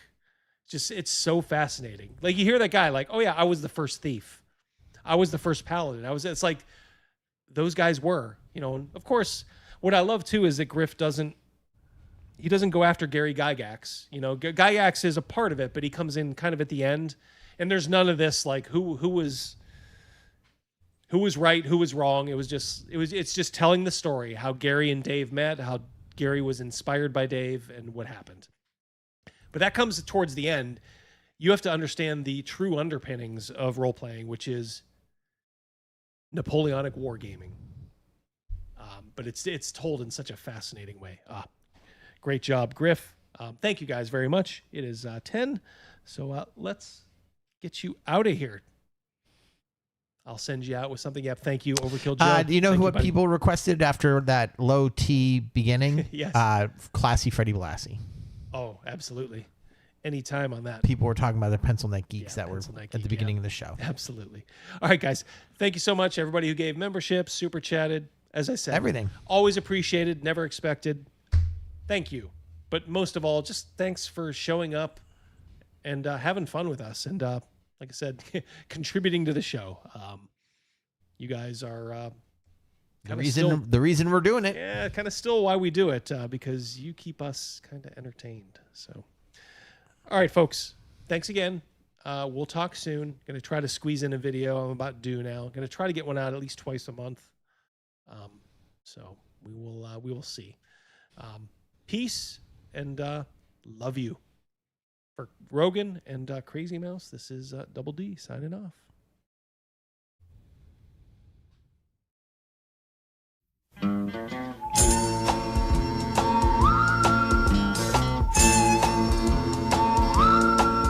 Back when I was a kid, life was going swell. Till something happened. Blew everything to hell. That night my daddy stumbled in, all pale and weak. Said a woman up the block just gave birth to a geek. Mom said, sell it to the circus. What the heck? Dad said, nope, this one's a pencil neck. And if there's one thing lower than a sideshow freak, it's a gritty, scum-sucking pencil neck geek.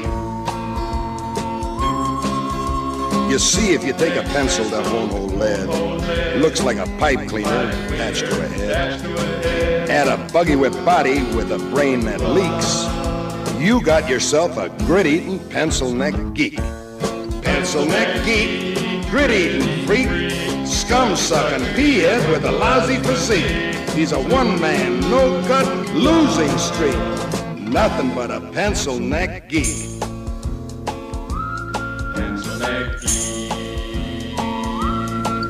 Soon the geeks were popping up all over town. You couldn't hardly sneeze without knocking one down. After a nice juicy steak, if you need a toothpick, just reach for a geek.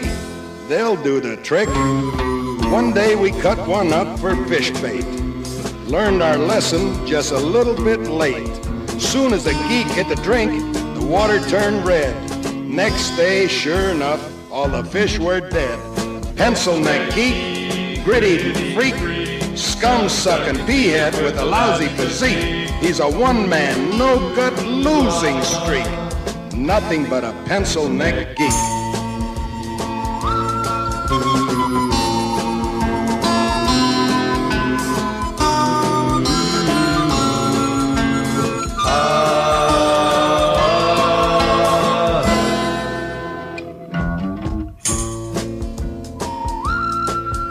Most any night, you know where I can be found. Yeah, stomping some geeks head into the ground. So keep the faith, cause in Blassie you can trust. I won't give up till the last geek bites the dust. Pencil neck geek, gritty freak, scum-sucking pea-head with a lousy physique. He's a one-man, no-gut losing streak. Nothing but a pencil neck geek. They say these geeks come a dime a dozen. I'm looking for the guy who's supplying the dimes. It's gonna be real hard times for all of these grit-eating, scum-sucking, boot-licking, drop-kicking, gut-grinding, nail-biting, glue-sniffing, scab-picking, butt-scratching, egg-hatching, sleazy, smelly, pepper-bellied, dirty, lousy, rotten, stinking freaks. Nothing but a pencil neck geek. Pencil neck geek. Pencil neck geek.